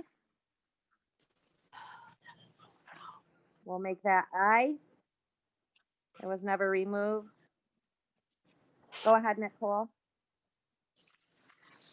Okay, so with the amount of our agendas, and I think a lot of it that is on there is stuff that we're tabling and bring it back. So I want to make a motion. At this point, can I just make a motion to table what didn't get discussed and then bring it back to the next meeting? Or do I have to do it tonight? but aren't we discussing it right now? I mean, it's only the one item and we're discussing it right now, so we've already addressed it, right? No, so I added to the agenda when I said to limit the hours of the meeting that we decided to do at 9 o'clock. We put that on there. And then I also suggested to put on there that we limit as to how many items go on the agenda, because by the time that stuff's getting to us, we're not adding to the agenda because there's no time, because the agenda's already done. And so that's why they're getting added on, and it's making the agenda extremely long. And then the stuff that's coming back on the agenda is stuff that's been tabled. So my concern is we put a limit on it. So that's either going to make us have to decide on stuff and not table it, or it's going to have to give people an opportunity to put stuff on the agenda before we get the agenda in the board packets, because we're not given that opportunity. Okay, so you had a motion, correct? Yep. What's the Okay, motion? so I'll second So I that want to make a motion. motion that we limit to the amount of items that go on the agenda. So if we're going to do unfinished business, we're going to put a limit on how many, and then new business, we're going to have a limit on how many. I say maximum 6 and 6. Okay, Actually, I was I'm going to gonna. go for 5 and 5, but I'll go for Okay. 6 and 6. Nicole, that's your motion? Yep. Okay, Nicole, I'm gonna second your motion for, so we can have discussion. Okay. Okay. Madam Chairman, may I? Yes, please. Okay. Nicole, look, and for everyone, the reason I've made motions, you guys have all made motions to add things to the agenda, and I've been the only one, making motions to cut things from the agenda.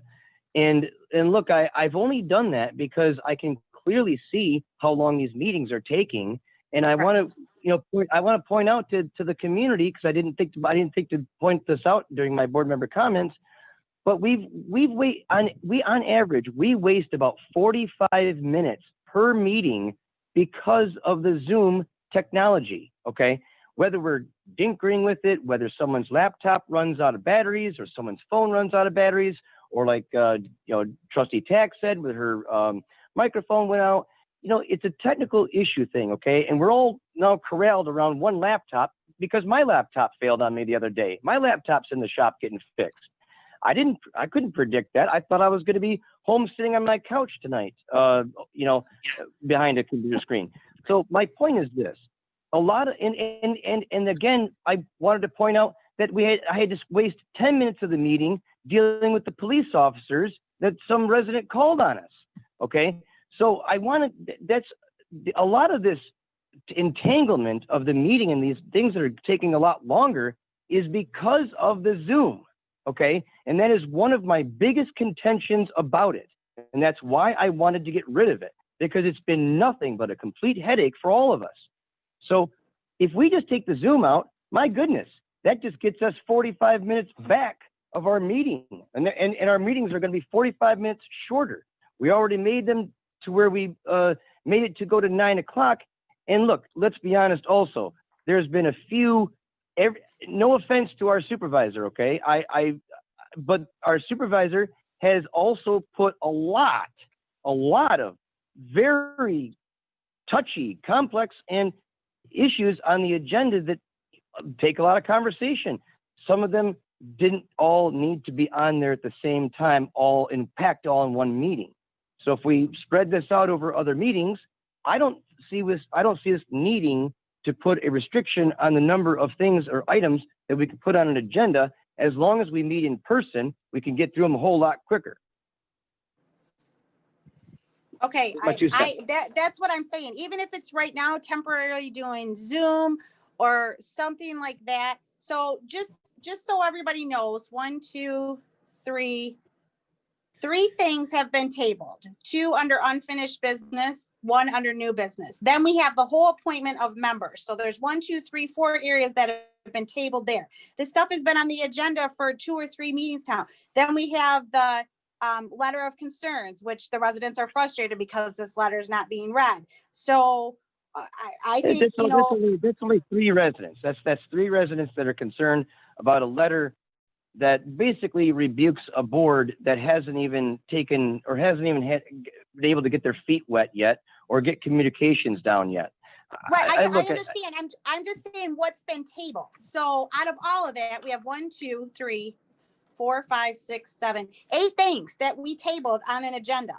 2 things were added in that. So now the other stuff has been on the agenda and we're tabling it again and again. Okay. So that's why I'm saying during, even if it's right now, I mean, if I have to rescind my motion and make it for just during Zoom meetings or whatever we're going to do. But I think we need to cut this back. I think that we're all getting frustrated with each other. We're not getting any business done. The residents are getting upset with us. And I think that to push it forward. No, I know. I know, but I think we should just cut it and just take the vote on it. I get it. But look, it's also a 10:15. And we're supposed to be done at 10 anyways. That's another reason I wanted to cut things off the meeting. I mean, sometimes things have to go on the agenda and sometimes we have to table them. Now, I don't mind doing that on the fly, to be honest with you. I don't mind doing that on the fly. As long as we table it and we come back to it and whatever, we finish it. But that's my 2 cents. And I get it. I just think that right now everybody's frustrated, and I think this is where we're all coming in. I mean, I don't know if we're making accurate decisions because everybody's tired, and so I just think we can just set a limit onto how many things we're putting on new business and how many things that order. We have a motion on the table right now. Let's move forward. This is why our meetings are lasting so long. We're having discussion. I understand that, but no one's addressing the supervisor. You guys are deliberating back and forth, and I don't even know if anybody else has anything else to say on the board. Okay, well, Rachel, what do you have to say? Bring it out. Well, have we asked Chris if she has anything, or Julie if she has anything, or John? I think This we has are been right now. 5 minutes. These are the problems. We have to learn how to conduct Whack the a gavel. meeting Madam properly. Supervisor, Yes, Miss Julie. I guess I have a procedural question, and that would be, if it's tabled, does it automatically go back onto the agenda, or does it need to be brought back at a later date? Say like the forensic audit, we Oh, tabled fuck. that. Oh, my Please, goodness. excuse me, mute your phone, please, whoever that is. Julie Tack, I believe that when you table an item, you are supposed to give, if you're going to say the next meeting, it goes to the next meeting. You can't just table something and not give a meeting date. If you're going to Okay. table an item, it has to come back. But to say I'm going to table it in the future and not ever have a date, and then if you don't come back to it, so if you make a motion and you never come back to that agenda item that you just tabled, there's problems. So when you table an item, you should be making a motion to table it until the next meeting or a meeting in February. With the date added to it, so that we have a conclusion. Correct. Okay. I'm